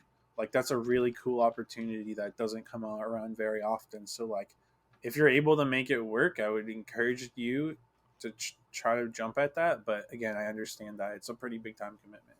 Yeah, definitely. Mhm. Okay, well, I think that pretty much wraps it up for us in terms of this segment right here, and we're going to close it out with one short segment from Professor Tristen. What you got? I'm giving you a minute here because I know some of All us have to right. go soon. This is a pretty quick one. So, Yeah. the idea is Psy Wave right now is, I believe, 3 damage, 2 energy. Mm-hmm. You buff the energy from 2 to 4. You make it a 1-turn Shadow Claw clone. Right now, everything that sounds pretty nasty. Everything that knows Malamar. Psy Wave is not that great though. Give me the So, short like, list. The short list, the best thing would be Malamar. Malamar would go from Yeah. non-relevant to quite good. I don't think it would be Hunt that bust. Inkay. That's what I'm saying. You That's need what I XLs for meant. Ultra League too. I have one built for Ultra League, and I tried it. It's like pretty bad, but hey, if it becomes top meta, And then not as good, and that's why I'm doing it this week because of the Go Fest spawns. yeah. Not as relevant, more spice picks, but Lunatone and Solrock know it.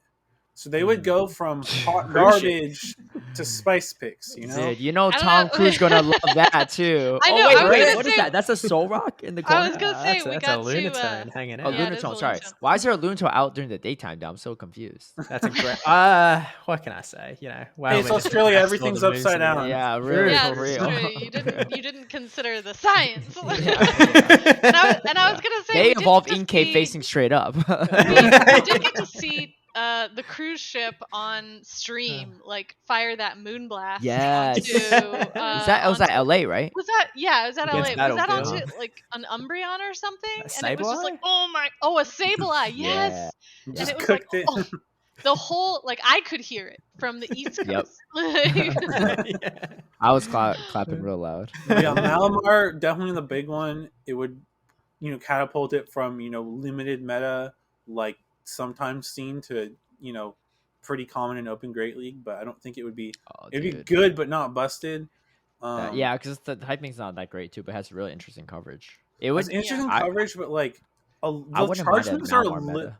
the charge moves are a little underwhelming though too. So like, and like it's at least in Great League, like it doesn't have the best stats. So like, Dude, imagine everyone using Malamar. It'd be Squid City right here.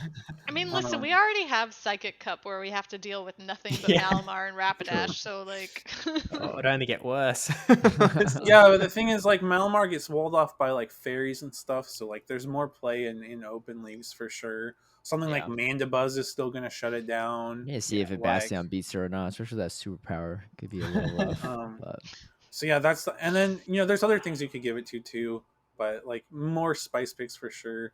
There are some interesting Gen 1 things that could get it, but might be too busted, like Hypno, Lapras. But those would be more balanced. Lapras could be cool. I'd be down for that, but we'll have to see how good it is. yeah, it's been a while since Lapras saw like the relevance of early days, so giving it a little buff might be nice. Yeah. And you can also give it to Latios to make Latios better, because right now Latios is basically just better than Latios most of the time. Yeah. So it would make Latios better and different. And it's Latias is a little more accessible too, because you could easily trade a raid one for it. But anyways, that's my segment this week, keeping it short, but all right. Thought it was nice and Go Fest relevant. So hunt those Inkays, hunt those Lunatones and those Solroks. Just in case. You never know.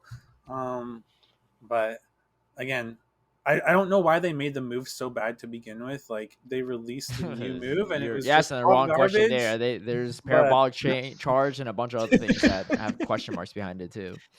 Okay, well that'll do it for us. Oh, one quick thing I'm going to mention that I forgot to mention to you all. I battled Cole Anthony at the Battleground at GoFest in New York. Cole Anthony's an NBA player for the Orlando Magic. And he's a big Pokemon fan. Like his leg is tatted up. One of his legs tatted up with Pokemon. And he's been playing Pokemon Go like consistently since I think like the pandemic, like PvP stuff. So he's like hit expert before, and he battled like the first 10 people that signed up to battle him. So I was 1 to 10, so I signed up, right? And I ran Skarmory Double Grass as a little throwback. But this man knew what he was doing. He ran Shadow for Alligator, Annihilate, and Shadow and Sand Slash. Even when I threw in the Shift Tree, he was like, "Oh, I haven't seen this in a hot second." Right? So I was like, "Oh, well, he knows, right?" And of course, he beats me. But the thing is, he beats all the other 9 players that challenged him too. And he said you could pick whatever league he did. So he powered someone in Ultra League and Master League as well. And besides me, he beat 2 other world's qualified players too. Funny that they're all cool cats. So he just like 3-0'd the cool cats. So it was Rockhaven and Cindy that faced him. And he's going to be at Worlds in Hawaii. He's going with his little brother to Worlds. Sick. So we might see more of him too. I mean, he's going probably to spectate and like join in celebration and stuff. Caleb, so what I'm hearing is it sounds like you needed some coaching. Dude, yeah. Paulo was making fun of me. I was like, why don't you go out there and battle him, Paulo? See what you do, right? Like, come on now. I mean, I could have ran something else, but honestly, if I brought Bastion, I would have been like cooked even harder in that matchup. So I'm glad I didn't touch the Bastion there, but he was ready for that one.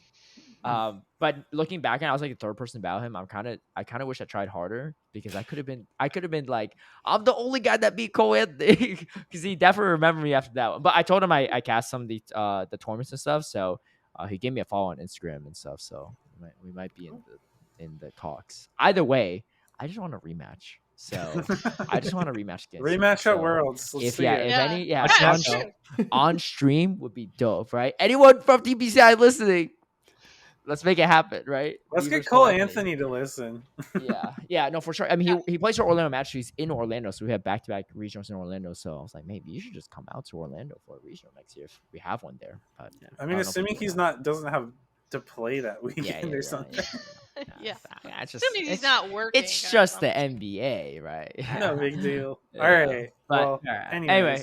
We're gonna wrap it up here, but tune in next week. It's going to be a pre-recorded episode, but we'll have plenty to discuss, and it will be our APAC edition. So don't forget to follow us on X/Twitter. Yes, that's right. That's right. Battlecats Pod. Give us a follow. Battlecats Pod. All right. Until then, I'll catch y'all later. Peace out.